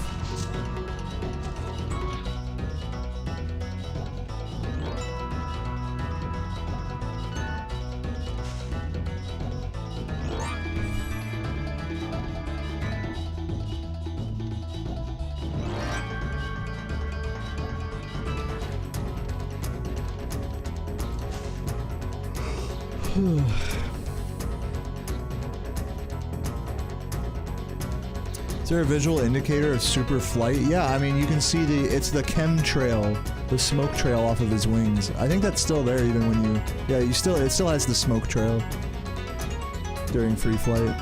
That's like the only visual cue of it.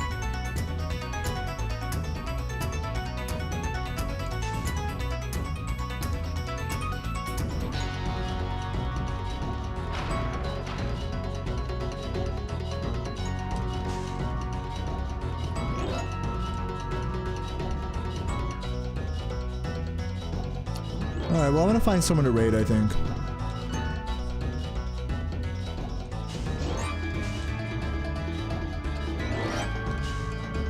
If I was really dedicated, I'd do another run, but I don't feel like it. Get fucked.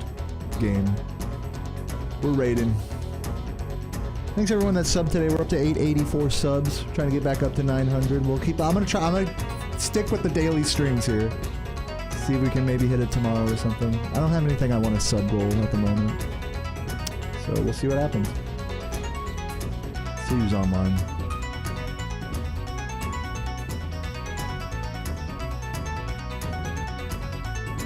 This guy.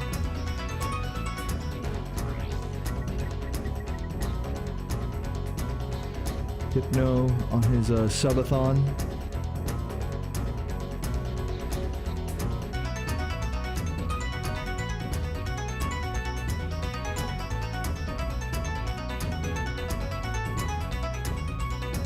Oh my god, can this music shut the fuck up? Get me out of here. God, that music was fucking annoying. It's a good song, I can't listen to it for more than like a level's worth of playing.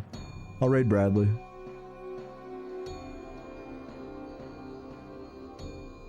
Wait, hold on, this person is Their title is, they're playing Spyro. Their title is streaming until I get 200 followers. They're at 103 right now. Should we raid them and just all follow them? Is that like the plan? Follow bomb them? Is that legal? I'm gonna raid this person. I raid Bradley all the time.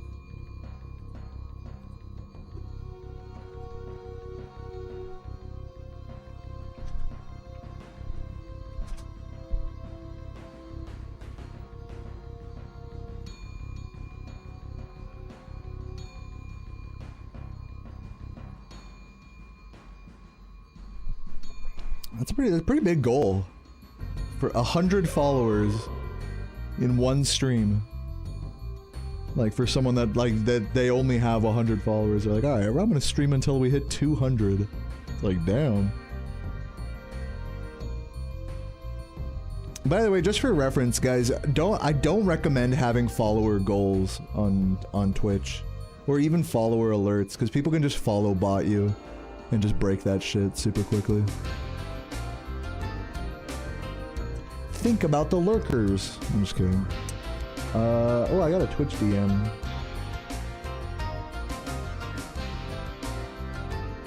Oh, okay. Yeah, one more time before I go offline here, I just want to let you guys know I am looking for a video editor at the moment. So if anyone wants to help me grab clips from my 120% hard challenge mod playthrough, please DM me on Discord. I am looking for a video editor. I will pay you.